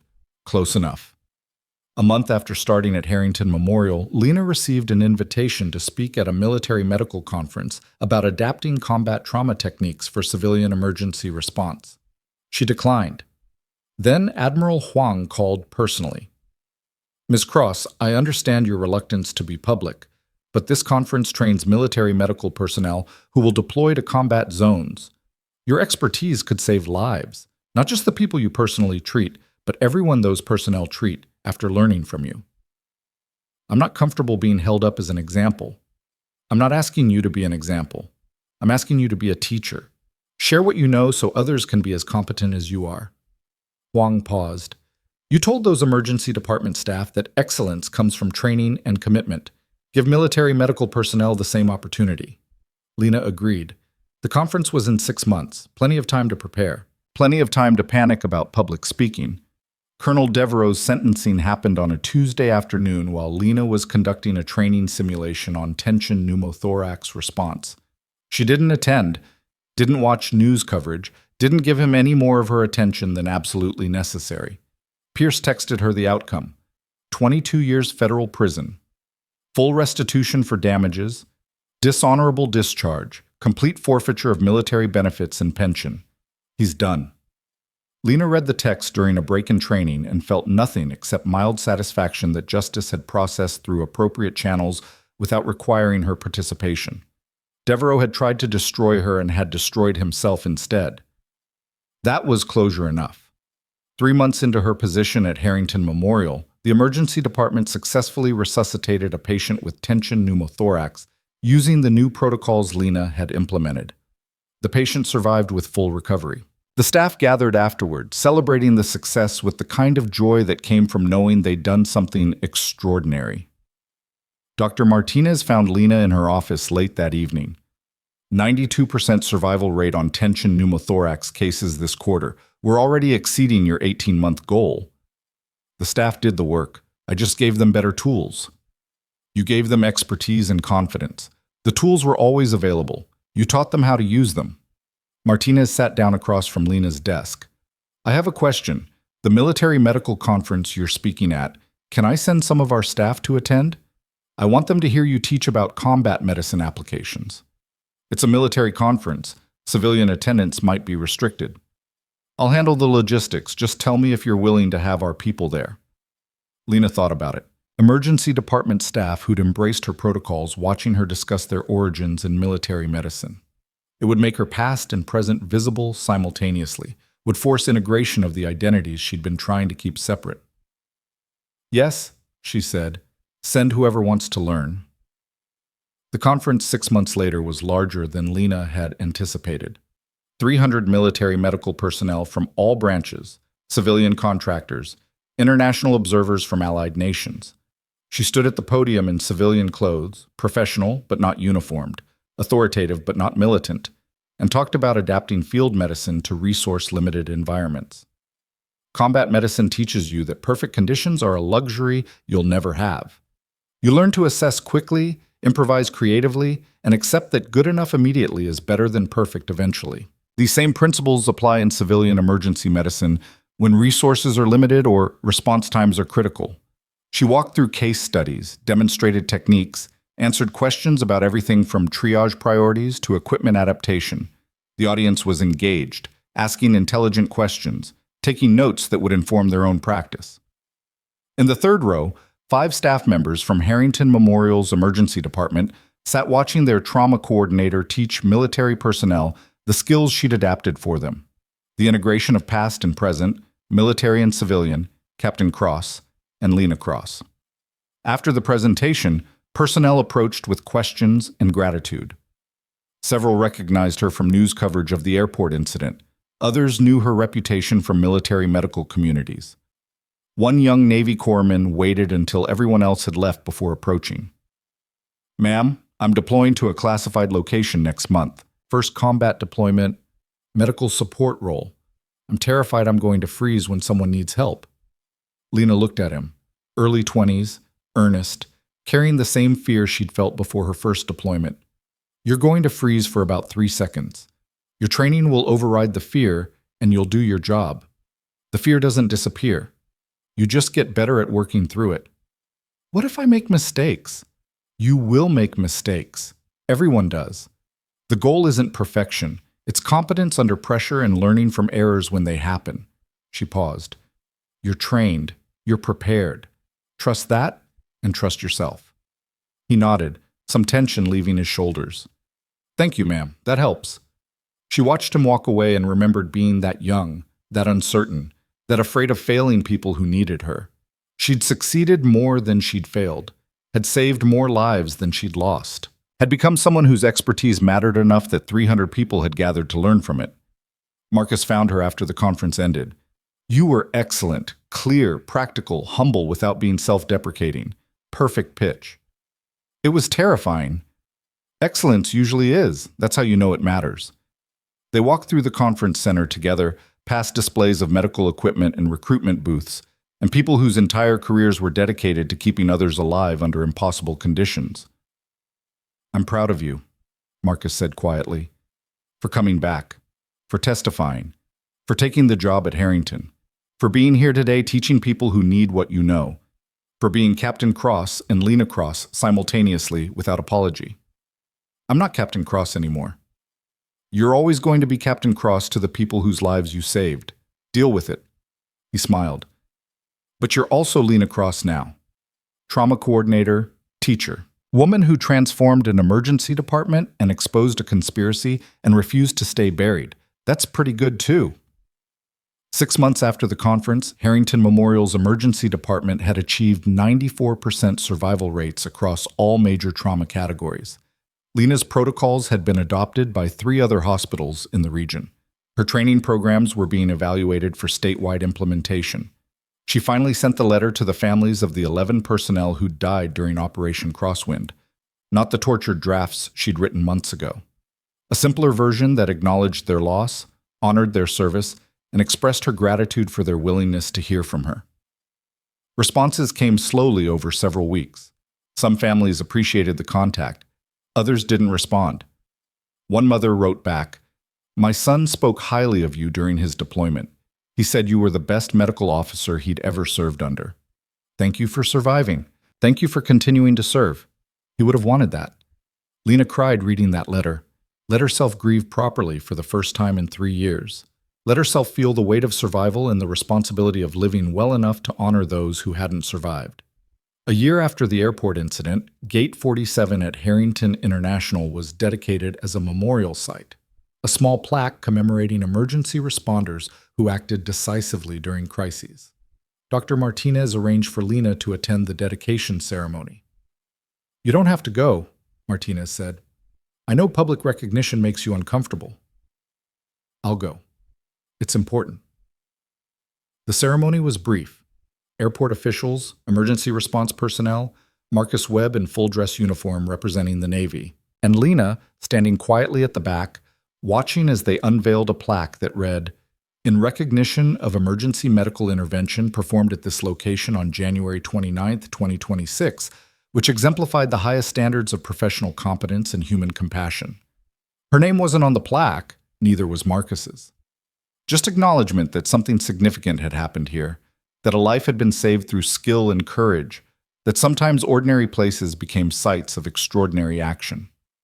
After the ceremony, a young woman approached Lena. "Miss Cross, I was here that day. I filmed what happened. I wanted to say thank you for doing what you did even though everyone tried to stop you." "You're welcome. Can I ask you something? How did you stay calm? Everyone was panicking and you just knew what to do." Lena thought about that question. "I wasn't calm. I was focused. There's a difference." Fear was present, but the work was more important than the fear. "I'm starting nursing school next month. I want to be like you." "Then be someone who uses their training to help people and doesn't let fear or doubt or other people's uncertainty stop them from doing good work." "That's all I did." The woman thanked her and left. Lena stood at Gate 47, looking at the plaque, remembering the wine-soaked tile and Marcus's collapsed chest and the moment when she'd chosen to intervene instead of deferring to authority that was wrong. Marcus joined her. Thinking profound thoughts? Thinking about how one decision changes everything. If I'd stepped back like Castellano wanted, you'd be dead. Devereaux's conspiracy would have succeeded. I'd still be running. But you didn't step back. You stepped forward. That's who you are, Captain. Someone who steps forward when others step back. They stood together in silence, two people whose lives had intersected twice with dramatic consequence, now just colleagues and friends watching travelers move through a gate that looked ordinary but held extraordinary memory. "I'm glad you recognized me," Lena said quietly. "I'm glad you came back," Marcus replied. 6 months later, Lena stood in her apartment, no longer empty, now furnished with furniture and books and photographs from a life she'd stopped hiding, and opened her laptop to an email from Admiral Huang.